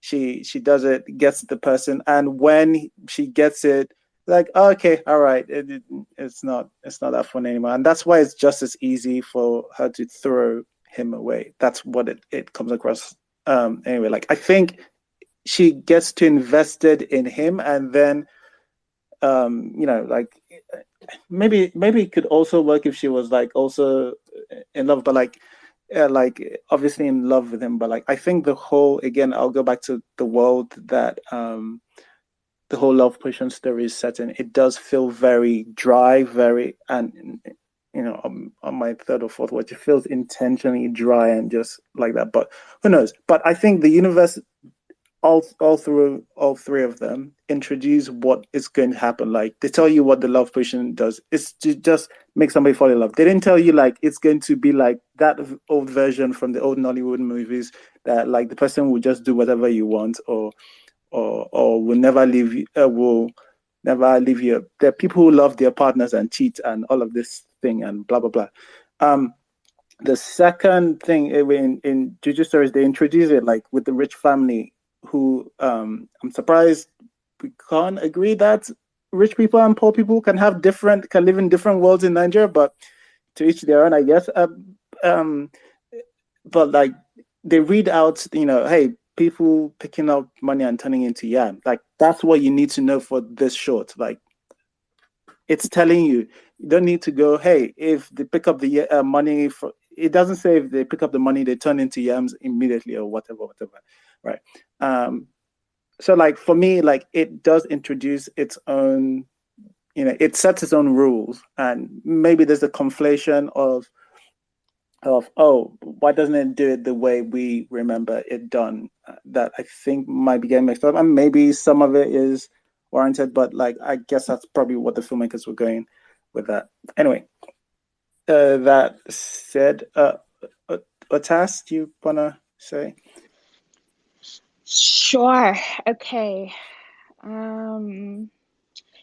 So I did enjoy this movie.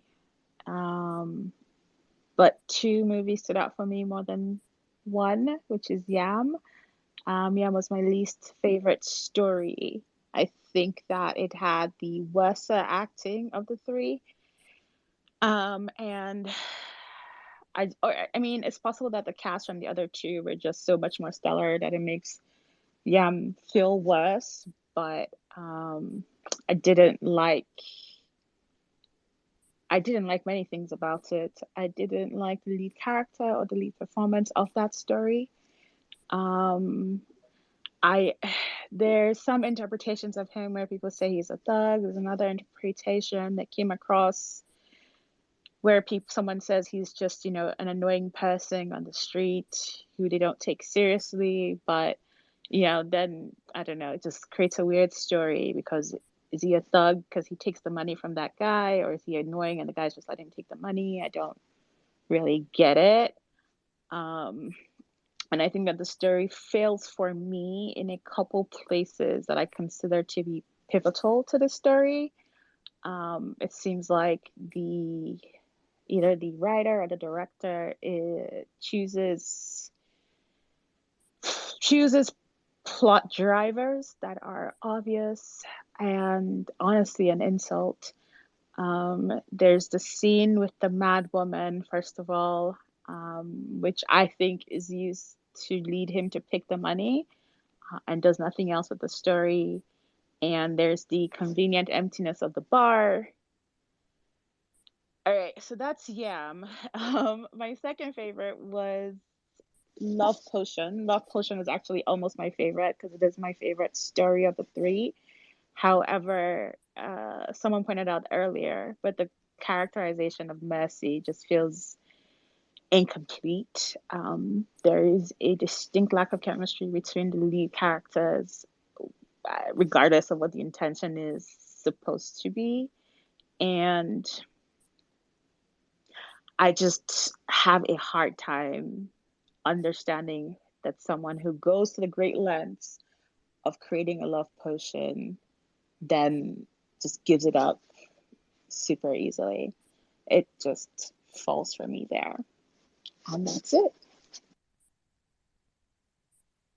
All right, thank you. I don't know whether to push back on it. I think those are just things you either agree or disagree on. So, happy to move on to someone else. Alice, TFR, and then this one. Okay, so can I push back on something very quickly? Sure. Okay. So, Mommy Song, I don't know how to pronounce that word. Don't want to embarrass myself. Edgo, the boy, he said something that I disagree with. About poor people, rich people having the same experiences. I mean, I get that. But sometimes rich people can also be very removed from the experiences of poor people. And I think that, it is unfair to say that, Abba is a rich person that is so removed from the realities, and that is why um he told the story that way. I completely disagree. I think it's unfair to even say that, as in sounding like waffle to me, but okay. Um I also do not agree with the whole. Um, I think it's fine to have artistic choices because I mean you can add like cool stuff to your film if you want. Like I get what you're saying about the painting. Nobody really cares about Edward Monk or everything, but I mean it still looks cool. As in, I watched it with someone. They've never heard of Edward Monk in their life, but when the screaming guy now like when the shot, transition to the painting in some sort of match cut, she was like, "Oh, this looks cool." You don't have to know the symbolism of Edward, the guy that painted Scream or anything. Like some things can just really just be artistic choices that are also very personal to the filmmaker. And I think it's like, I think a lot of times we call everything pretentious, and I think that is very unfair. Because something is avant-garde, or I don't even think, first of all, I don't even think Yam is abstract or avant-garde or self-conscious or what everybody's saying.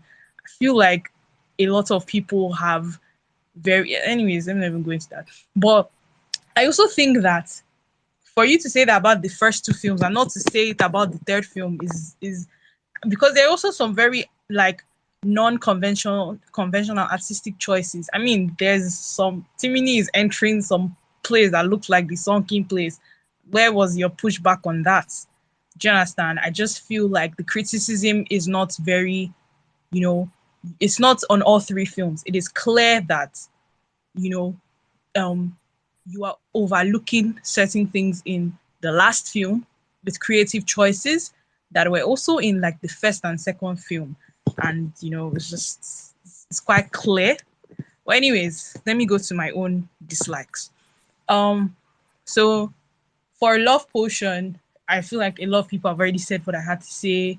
The whole thing about the pigeon, and I don't even think the whole cat thing worked well.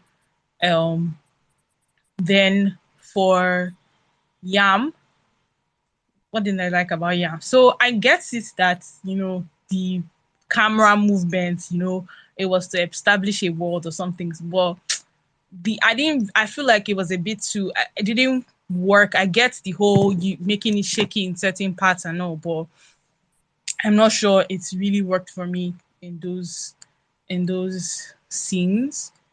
For Suffer the Witch, I don't even know where to start from the cultist angle. I just feel like that whole cultist, first of all, the cultists were not even that great.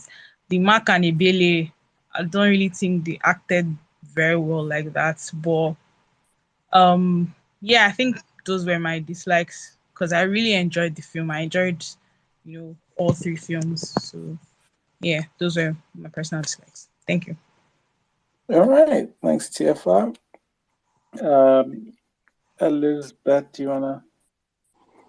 Okay, so starting with my dislike, I'll start with Love Potion. Love Potion is also the list on my of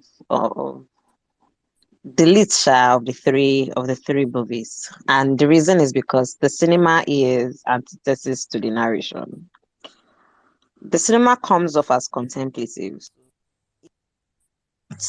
If you were not, if there was no narration here, if there was no voiceover, and we're just watching it, I think that we would come to our own logical conclusion. Whatever it is that we infer from this movie would have been tighter and better than what we got. In fact, I think when I watched it at the cinemas, one thing that really and I think I wrote it on my Twitter immediately, is that the narration just threw me off. It didn't work for the sort of cinema that we're getting, apart from the fact that the colors were muted and then a lot of the frames were contemplative. When she sat in the room, when she sat in her office, staring, just remembering this guy, when he's with his friend, when there's quiet a bit into the conversation, when imagining things with each other, the flashbacks and flash forwards or whatever. It was very much contemplative, and I'd like to watch it in that manner. And I can run to the market with whatever it is that I feel is happening. And because the narration doesn't work, because you kept, I did Otumoko, and then I realized it's not the same person that I wanted. And because all of that happened, what was the need for the Otumoko in this story? There was no need for Otumoko in this story. Two things should have happened. What Faida said, or what Cynthia said. I see the possibility of it not be the Otumoko that worked. And also see the possibility that maybe it's the Otumoko that worked, but he has this obsession and he's just letting it go by burying. Really, and again, what Edwin said about world building, right? So if you're gonna set up all of these things, I know that it's not Ellen Opabio movie, but at the same time, and that's why cinema, the sort of cinema that you choose, the tone matters. And that's why I feel like this tone is just antithesis to the narration and then the outcome. The cat thing at first, of course, when the cat thing came, I didn't want it to be too much, and then so I was like, is that an angle there?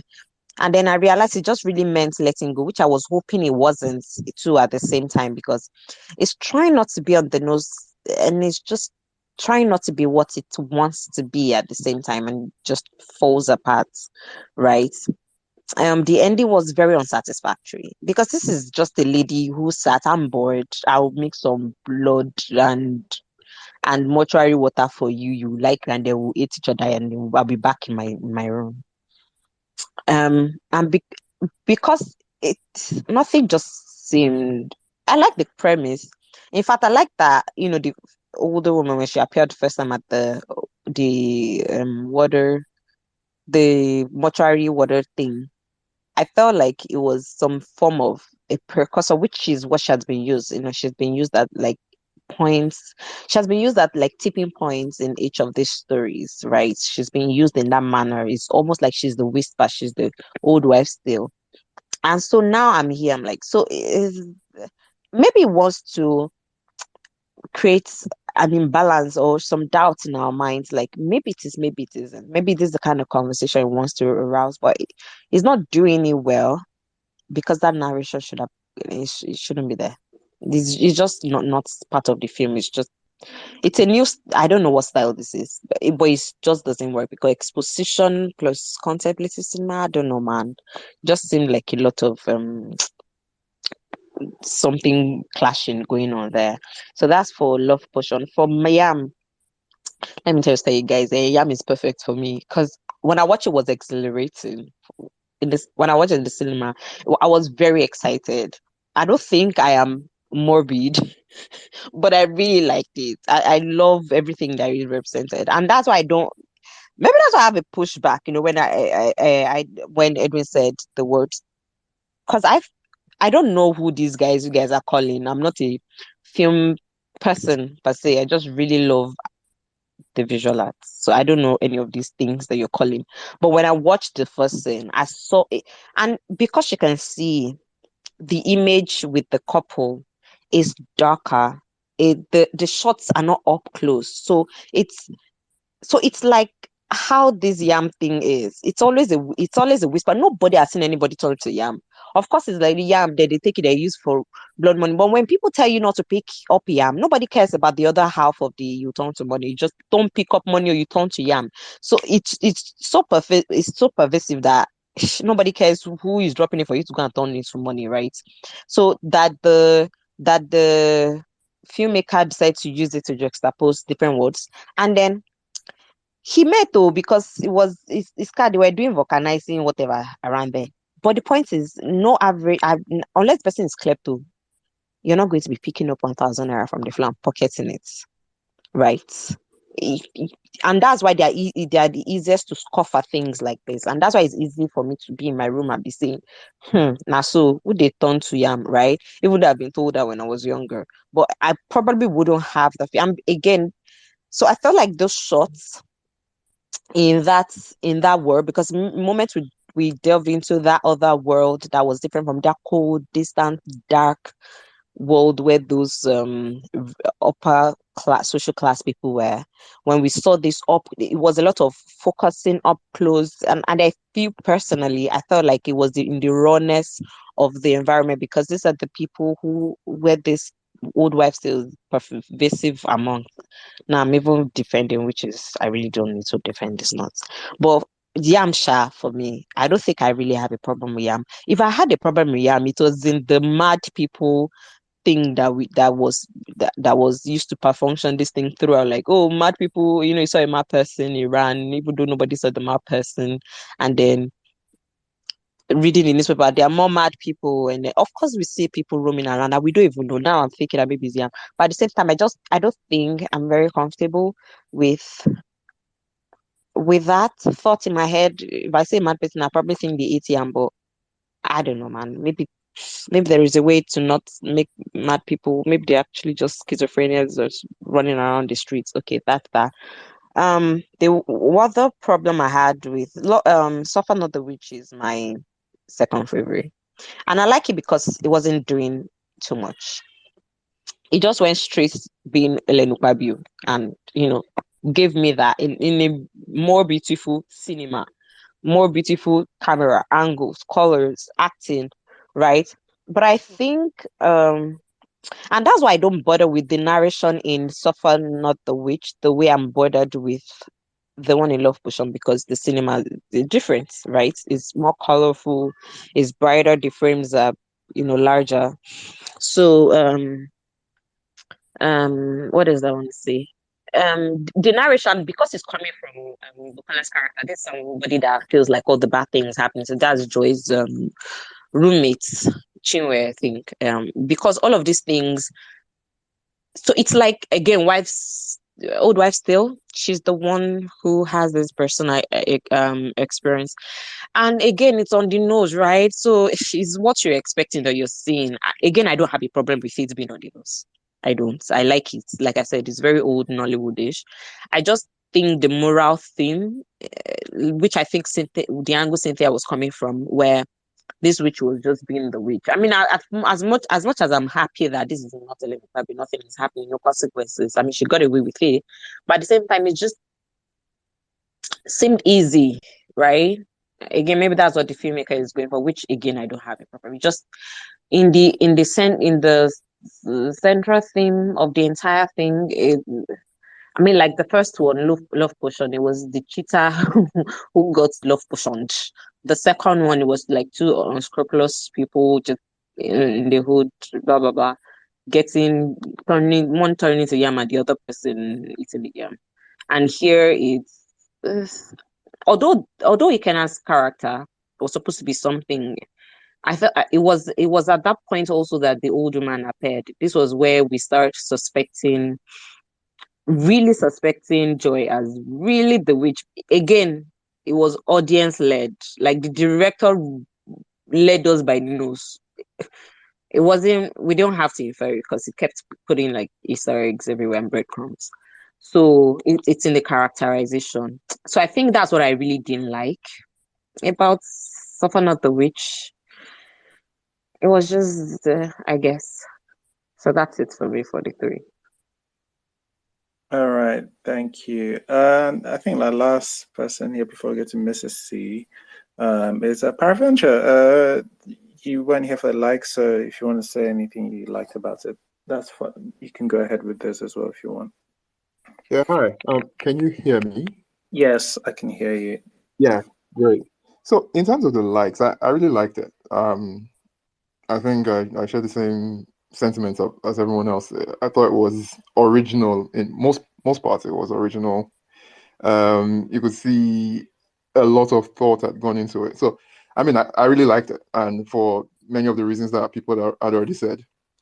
In terms of, I wouldn't say dislikes, but I found myself, watching it and thinking, is this something? How different is this, or how more cinematic is this than, say, something that a aspiring filmmaker would drop on YouTube?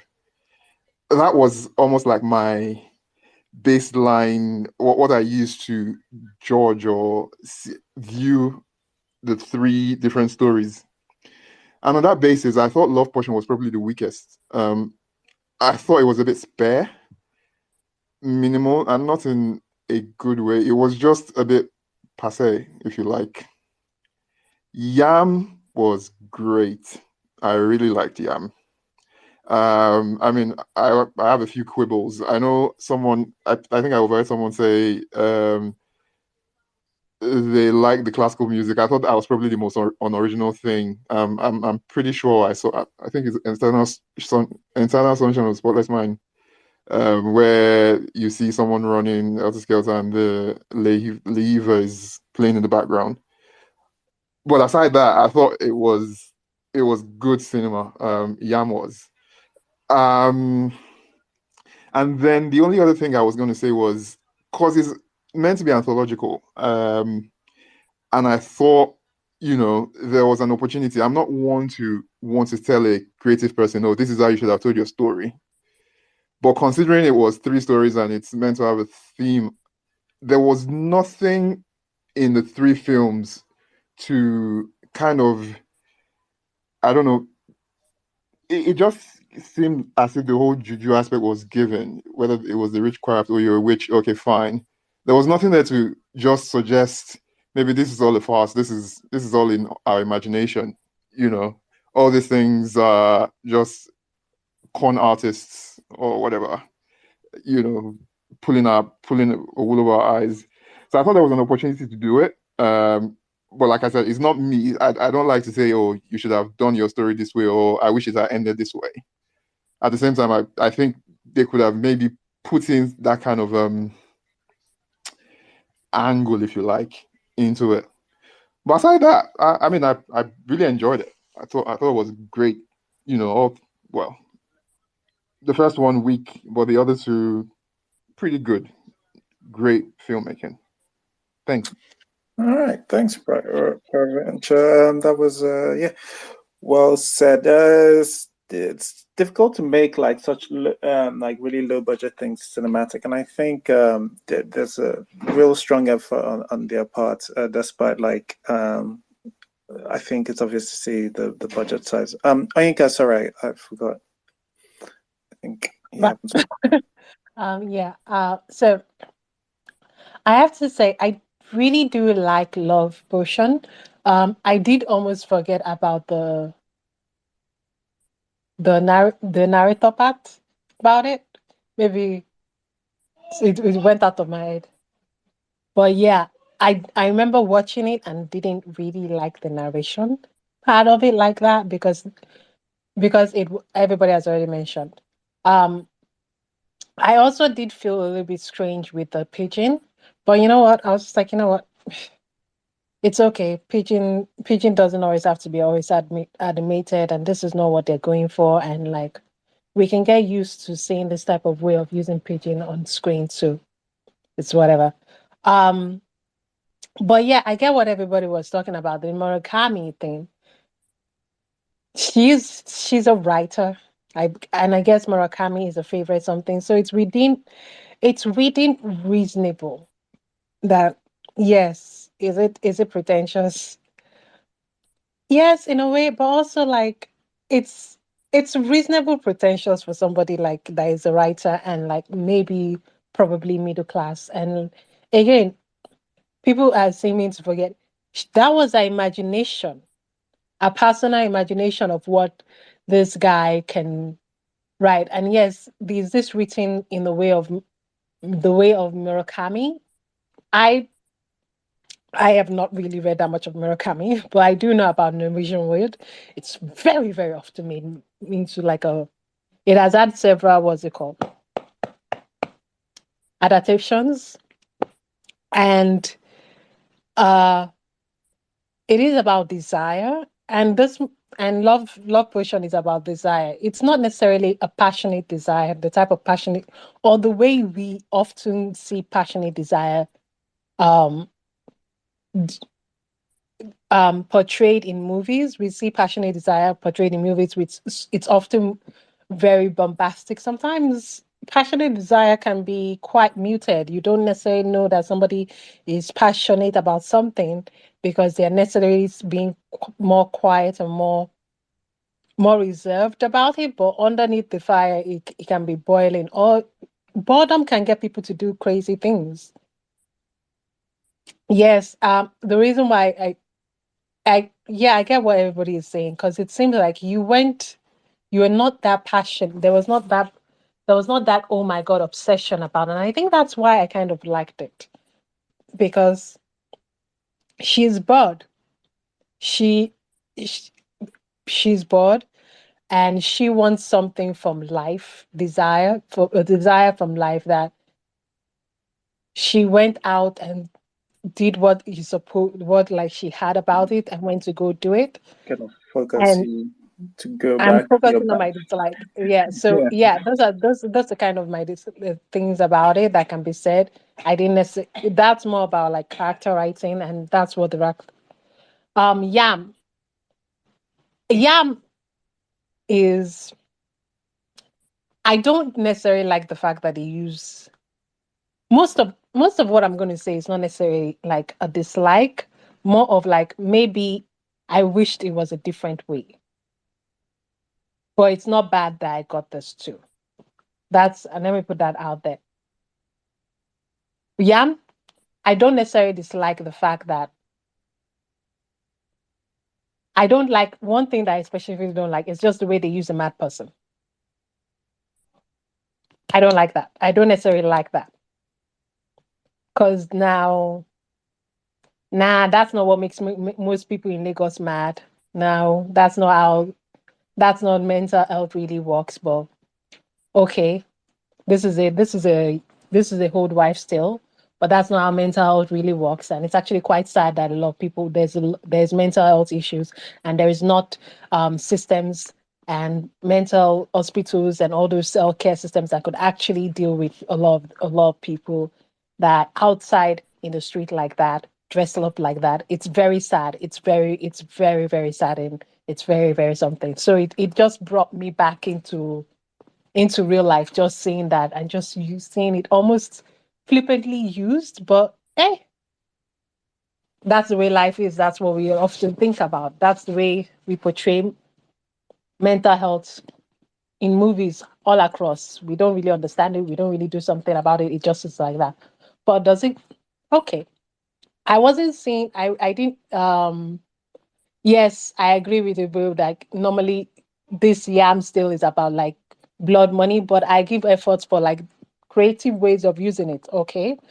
Um, I would have preferred it would have been more easier and and I would preferred like it would have been more about blood money, because then why you randomly picking up a yam that you on the floor with a bunch of broken glasses? Number one, number two, somebody put that thing there. Where is the person with the yam? And why didn't they take it? I would have wanted also to increase the aura if they went to the way that they did. Maybe when you're cutting the yam, it should be bleeding with blood, but they didn't go that type of aura. It's okay.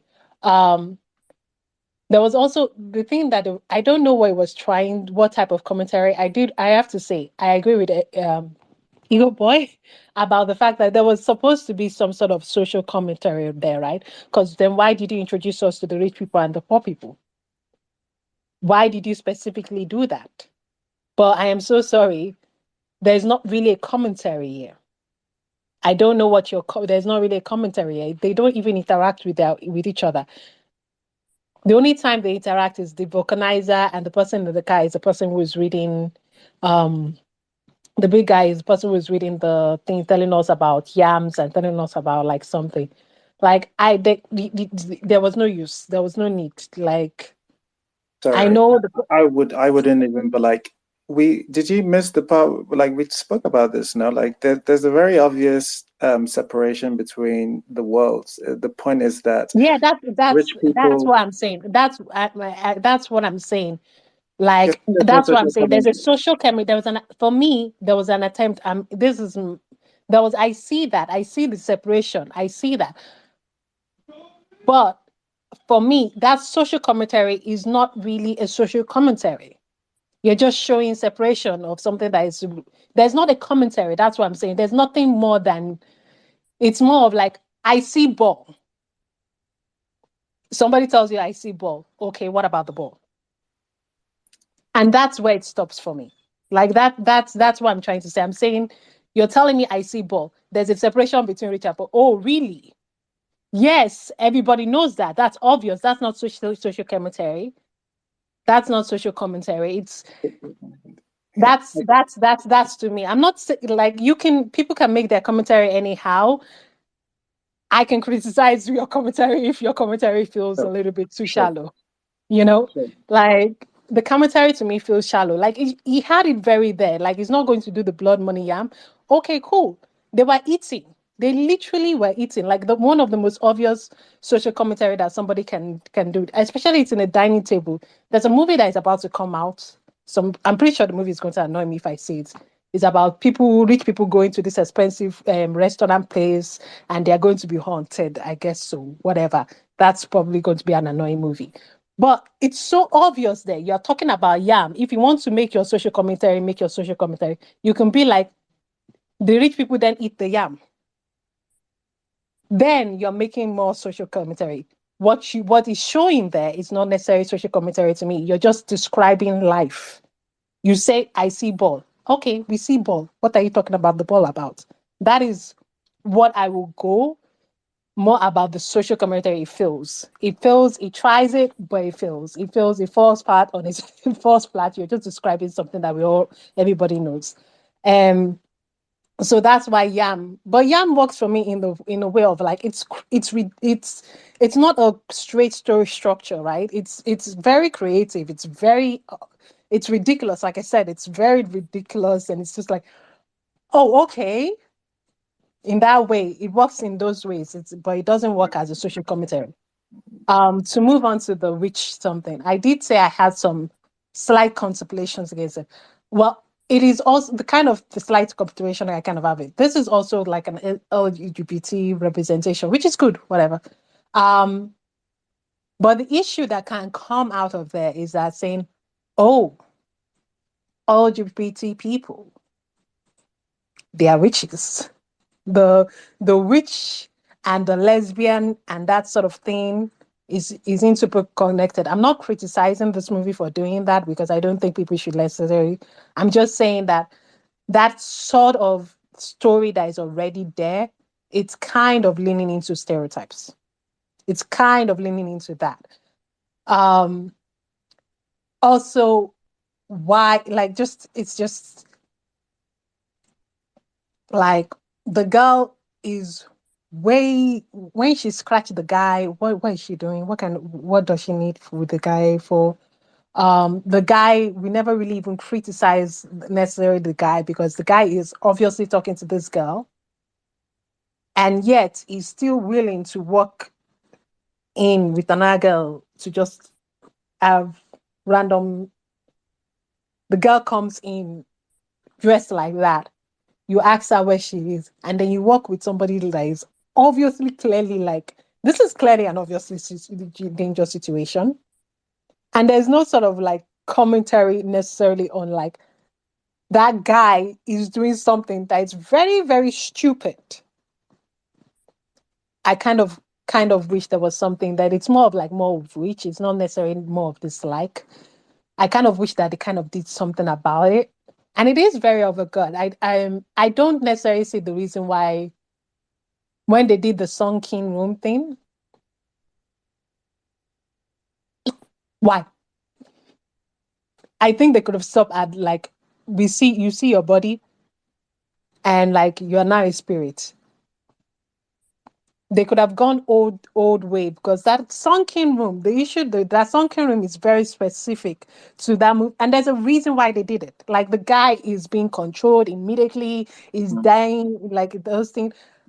People will automatically connect it to that, and like, why do it? It's cool, it's nice, but why? Those are kind of the things. But I like this movie. It's wonderful. It's contemplative. I like it. So those are kind of. This is not more of a dislike. There are things I said definitely. It's more of like something that I kind of wish that was slightly different. It's just creative choices that are different that I might have said that might have worked better for my own. Except for the conversation about the social commentary. That one is a criticism. Okay. All right. Thanks, Ayinka. I think generally, yeah, I disagree that wasn't. I mean, like, I think you can maybe, I guess maybe you can call it wasn't strong enough. There was somebody else who said it just disagreed that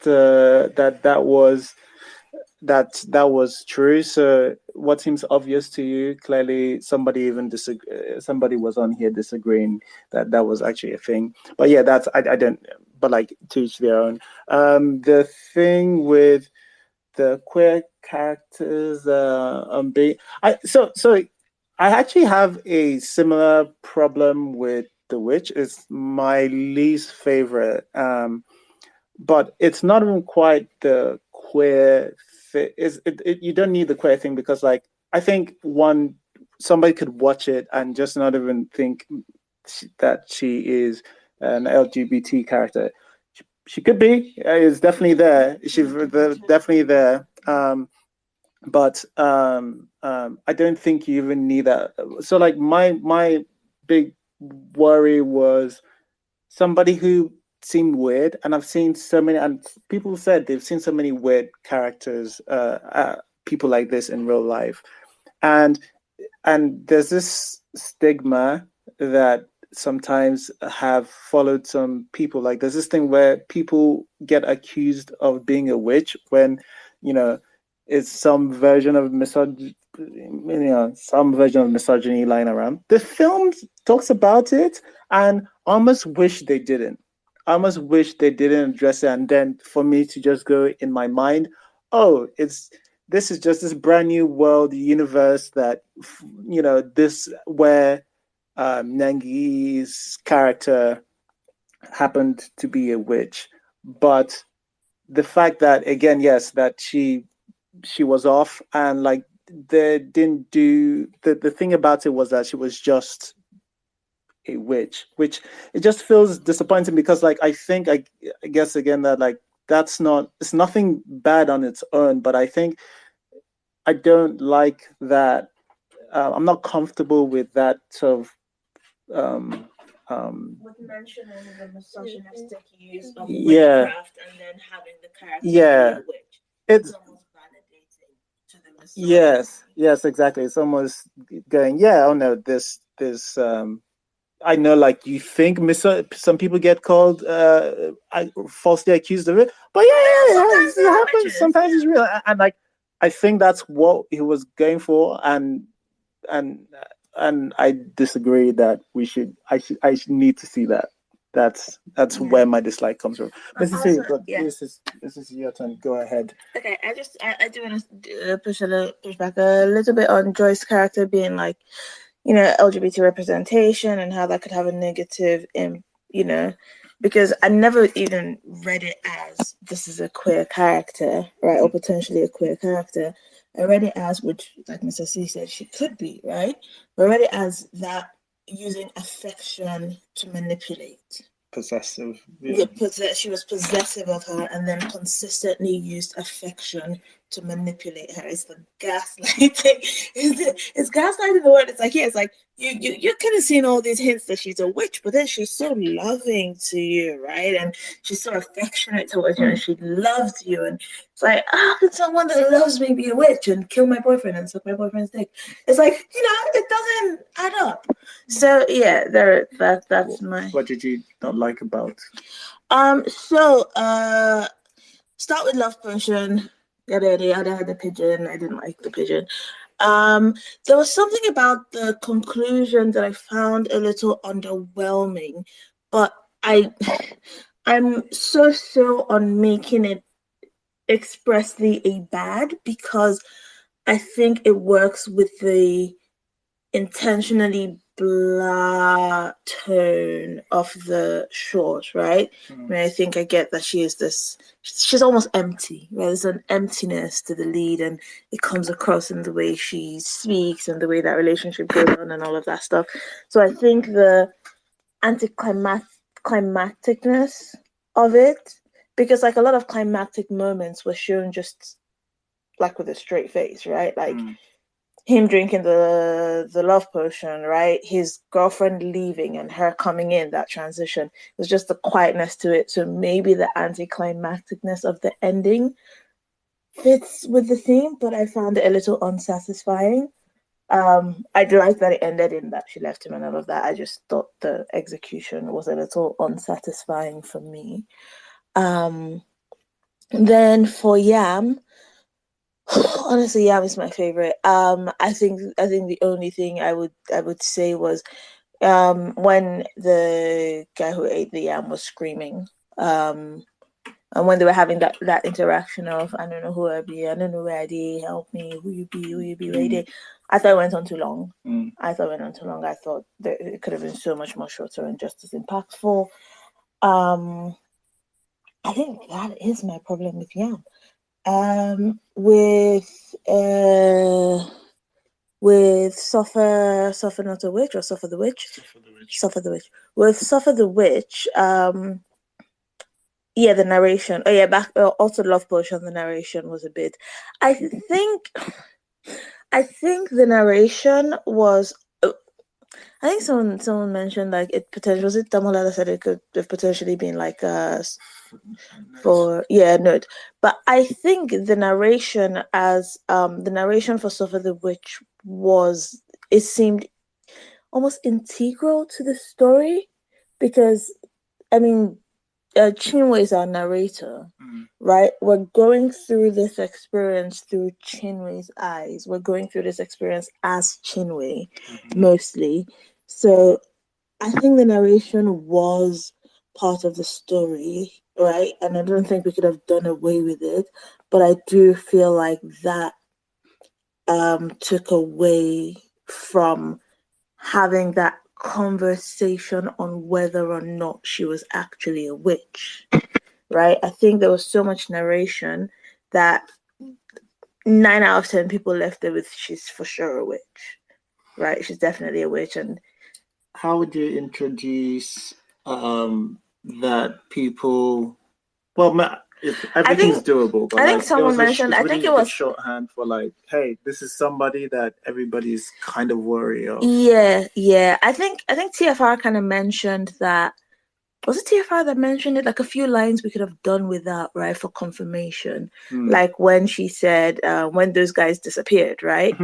Like that was great visual shorthand for these guys are gone. Yes, Damola mentioned that. But yeah, it was Damola. Okay, it was great visual shorthand for these guys are gone. So there was no need for us to say that was the last time I saw them. Because even moving on from that, we see her in class, we see her laughing a bit louder, right? Just some visual cues would have worked. And then we see her go, I don't know where these guys are. Like, they never miss a class.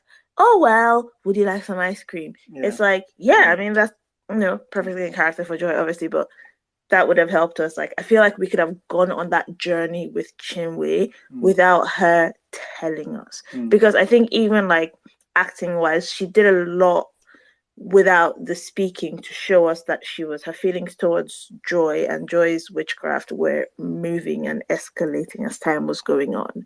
So we could have done without those extra bits of exposition. Like I said, Joy, I enjoyed Nengi's performance when Joy was doing more. I found Joy so much creepier when she was being smiley and unassuming and not doing the, I'm a crazy witch things, right? Those moments were absolute gold. I found her terrifying in those moments. So the bits where she was more witchy, I didn't like as much, or more overtly, I didn't like as much. I felt like the other bits were scarier and they were better for the...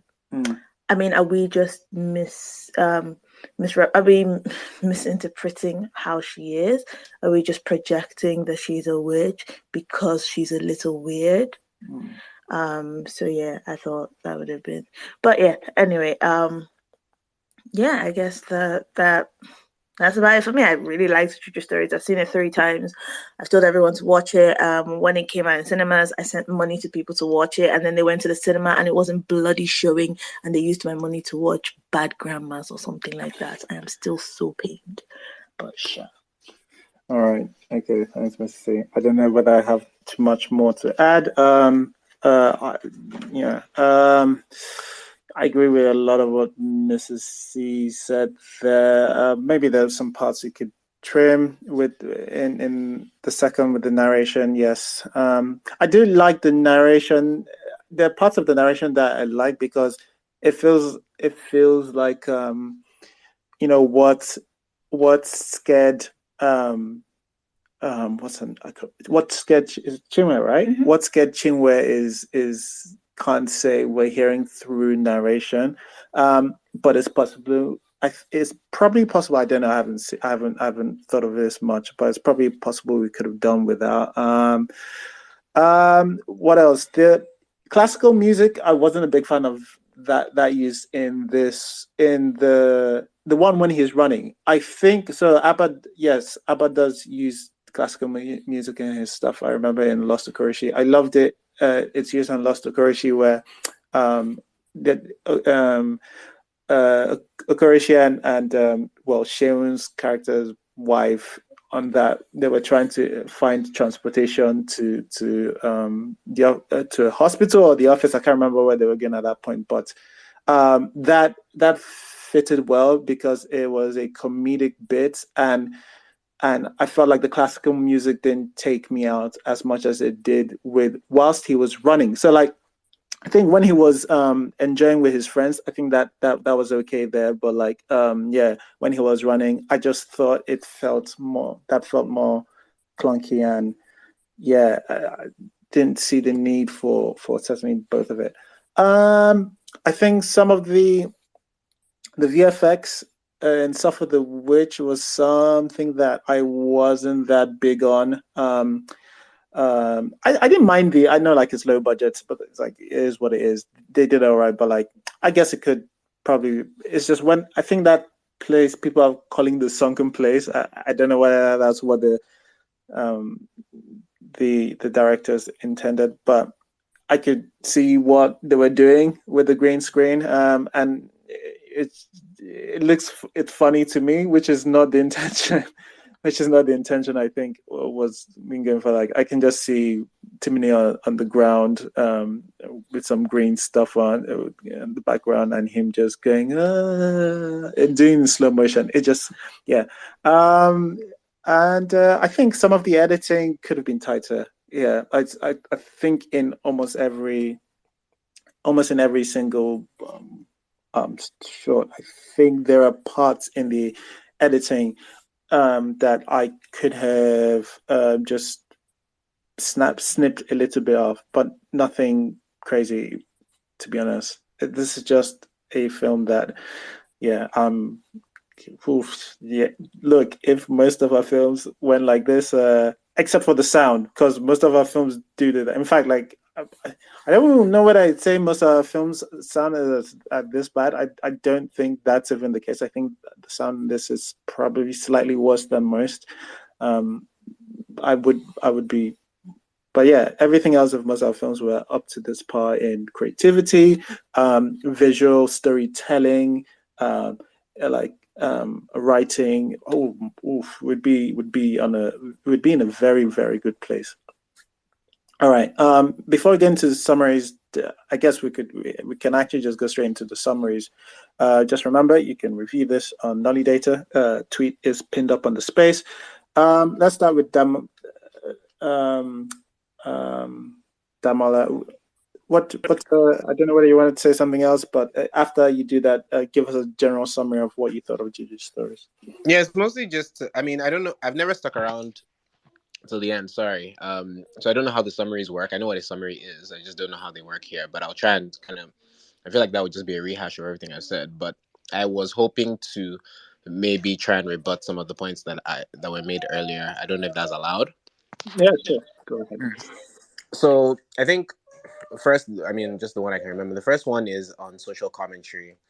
It not being sort of deep enough or whatever, and I disagree because so there was first an assertion that there was no social commentary, which I disagree with like blatantly, like vehemently, like it was there, right? It was very. I mean, like the couple kind of sitting there discussing these matters that are obviously of grave significance to other people over their breakfast or their dinner or whatever, that already tells you, that's already a very like stark statement. Maybe it's not necessarily a deep statement, but it is one that I think is an important statement that needs to continually be made in more of our literature and more of our, excuse me, in more of our films and stuff, because I think it's very easy, and we've even seen that today. It's very easy for a person in sort of a middle class setting or whatever. I can't speak to anyone's experience. Sorry, I shouldn't do that because I don't know how people grew up.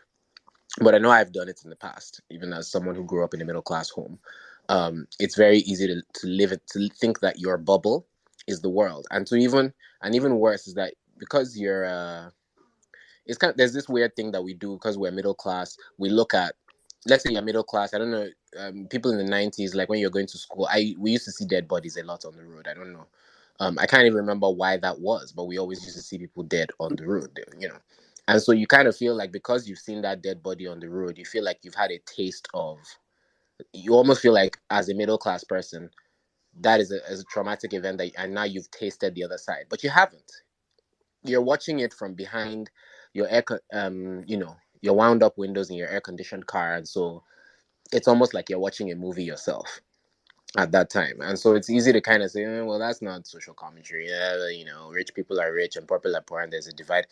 It's a very, very important statement that I think needs to be continually emphasized, so that people understand that, look, we don't, there's a lot of Nigerian society that does not intersect. Even me using the term middle class, I'm using it loosely because technically speaking, there really isn't. If you have an air conditioned car, a smartphone, a job that pays you and you can pay your rent, technically in Nigeria, you're not even middle class, you're high class.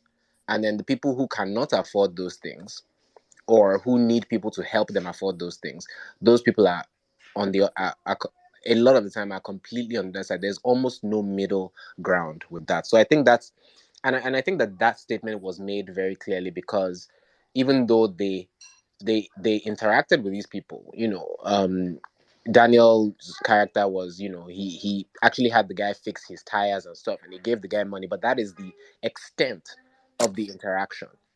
He didn't, I think it was even very important that if you notice, like when Daniel gave him the money, even the way he gave him the money and the way their hands didn't even touch, you wouldn't expect necessarily Taufik to be gentle when he was taking money from someone like Daniel. You'd expect him to, to grab it quickly and everything, but their hands didn't even touch, which again I think is just a very subtle statement that these two worlds do not intersect. And their cook is the friend of the guy that turned into Yam. But would they ever know that? No, they wouldn't. It just doesn't enter into their sphere of contact. Also, I'm pretty sure they were eating yam, pounded yam, but I don't know if I'm mistaken there. I just feel like I only watched it once, but that might be a thing. I think they were eating pounded yam. So again, it's like the yam is in your life, but the effects of the yam, quote unquote, are not in your life. Again, I think that's also a very hugely important statement. So social commentary actually for me was what was great in that. I also feel like, the stuff about like the artistic, some of the, and I shouldn't talk about the artistic choice because that, I guess we just differ in opinion there, but I do think that for a lot of the film, the artistic choices blended very well into, again, the social commentary that was being made, and not just the social commentary but the story commentary. Like, again, just going back to Love Potion, Belinda's character mentioning uh Murakami, it did feel pretentious, but it felt like she was being pretentious. And that then led into her lover trying to pretend that he knew what she was talking about when he clearly didn't. And also, like, just with, and I think that there's one last point I'd like to make. I'm sorry I'm taking time, but just before I summarize, the other point was that about, the ambiguity of, is this person a witch? Did the love potion work? What is, all of this kind of stuff, and the rules, and and all of that. And I just feel like there was a lot of that ambiguity, and I think it worked well. Like, we still don't necessarily know, even though she literally levitated in front of our eyes. I don't necessarily think that was the director saying she's actually a witch. By the way, I think that he still left a little room, maybe not much, but he still left a little room for someone to be able to say, no, she wasn't a witch. Yeah, she was a little weird and stuff, and yes, she killed people and stuff. Maybe she was just a serial killer. on campus, you know, and everything. So the question is, well, how did she cause the accident? The truth of the matter is we don't know because they don't show us everything, right? But honestly, like, I think there was still a little bit of room there to kind of speculate, like, is she, isn't she, you know. And as for the LGBTQ thing about, like, people then saying, oh well, you know, associating witches with LGBTQ, I don't think that it's a responsibility of filmmakers to limit their creative tendencies, you know, because some people come up with stupid theories. I think that regardless of how they limit, you know, or decide not to cross the line, I think people will still come up with foolish theories like LGBTQ people are witches, and associate the same thing. If I think that even it's even I think it's even better that somebody would watch this and then suddenly from that take the theory that, oh, LGBTQ people are maybe witches as well, like maybe there's a connection here and everything. I think it says more about the society, and so it just validates some of those creative choices in the film. So that you know, those are kind of my takes on those things. But just to summarize, I think that yes, I agree with Mr. C. I think that you know, there was something he said about you know, if a lot of our films were kind of, you know, if they kind of tried to adhere to this level of, and I'm trying my best not to kind of shit on anybody's efforts, because I think that filmmaking is very, very hard. It's something I aspire to and I still haven't done it, so I know that it can be very challenging even to start.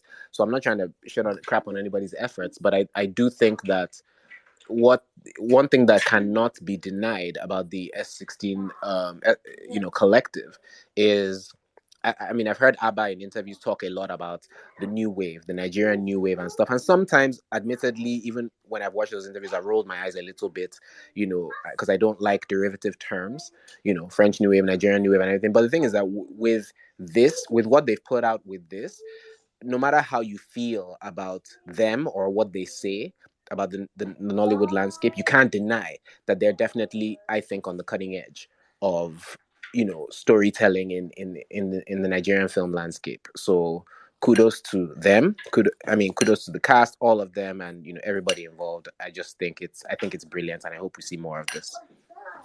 All right, well said. Thanks, Damala. All right, Elizabeth, do you want to give us a summary of what you thought of Juju Stories?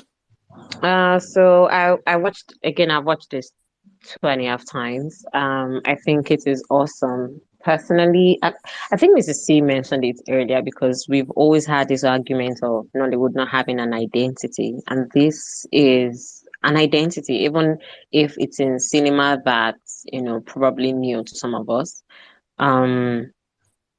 It takes the Nigerian story, it takes a folklore, takes an old wives' tale, and then it put a spin to it, and then give us a visual representation of that. And I thought that that was awesome. And in the way that the three movies carefully link their stories together, or rather to match this central theme, I thought it was well done. Personally, usual thing pointed out, I don't think anyone will waste their time watching this movie. I took a friend to the cinema to go watch this in January, which she's probably not seen this some this sort of movies before, but she really enjoyed herself. And that's it. If you can make a story relatable to anyone in whatever format that you feel is your thing, I think it will always work. And I also want to mention that I've not always been like Abba's fan. Like, I watch his movies and I get it. It's just never been my cup of tea, in the sense that I watch them, like them, just never go back to it. Doesn't have like rewatch value for me. But Yam does have rewatch value. And this is the most coherent that I've seen of his work. So personally, Yam is a goal for me. And every other one, Suffer the Witch, amazing. The story is something you're familiar with. You've seen it in old Nollywood. Love Potion, you've seen it in old Nollywood. Something you're familiar with. So that's that. Thank you. I recommend this. 10 out of 10, guys. Thank you. I think, Kat, do you want to give us a summary? Yeah, so I recommend this. It's a really good creative movie, and it's really nice, and people will enjoy it more. Will enjoy it. And that's just my summary. All right. Bye, everybody. Enjoy the rest of the day. Thank you, Inka. Fida, please give us your summary. All right. So I really like this movie. I love movies that bring a quirky and otherworldly element to the Nigerian reality, and I feel like this is what it brings the otherworldly element more anyway. I've been intrigued by Abba Makama's work since Green White Green. I like how he makes his movies, especially the artsy abstract vibe he has, and I like his paintings. I think he's unique. I also like some of the work I've seen that's been written or directed by Obasi. So I feel like it's a coincidence, but my favorite is Yam, then Suffer the Witch, then Love Potion. Overall, I really enjoyed the framings, the short scenes used to describe moments, the transition scenes, and the scores. Mostly interesting storylines for the three chapters. I feel it's an exhilarating watch with replay value. I enjoyed it. I would definitely recommend. Thank you. Thank you, Fida. TFR? So I really like this movie. I think like everyone has said, the rewatch value is really really high. Like I've seen it twice already just this weekend. So I mean, it's even fun. Like I used it to even play a game where I guess the other person's rankings. It's a film that is very, you can engage with it a lot. So I think it's really interesting, and I would definitely recommend to people. Yeah, thank you. Thanks, TFR. Mr. C, do you want to overall? Overall, I really enjoyed Juju Stories, and I've enjoyed it on every watch, which is great. I've mentioned my problems with it. No, I don't feel the need to rehash it. I recommend it to everyone. I keep recommending it. I will keep recommending it. Tell your neighbor to watch Juju Stories. Yeah. Well, thanks everybody who has made it to this point. Anyway, it's to the end of Nollywood Film Club. We went on a bit long today. We might have to introduce talking limits, but I enjoyed Juju's story so much. I'm happy that it's what spurred conversation like this. Some movies aren't worth really not worth some of the time we give them, but this I think is certainly one of the ones that I called it at the beginning of the year that was going to be a lot of people's favorite, and people were like, how could you? Have I mentioned this before? I might have mentioned this once or twice, but yes, you guys should trust in me more. But yes, I like this a lot. It's not without its issues, but oh my god, all three of these filmmakers, I'm very interested to see where they take their next work. And yeah, that's this week's discussion on Juju Stories. We do this every Sunday, so we'll be back next Sunday, 6:00. Might be Sole, might be Aki and Popo. We'll see. But thanks a lot for everyone who's joined us and spoken and listened. Shout out to Oge, and listened from very early on, maybe the beginning to the end. Jesus. But yeah, congratulations on really great movie producer of Juju Stories. But yes, thanks guys. We'll see you next week if you are available. Thanks everyone. Bye. Bye. Thanks for listening to the episode. If you enjoyed listening and would like to join live, just follow us on Twitter at Iroko Critic and join us every Sunday 6 p.m. West African time on our spaces.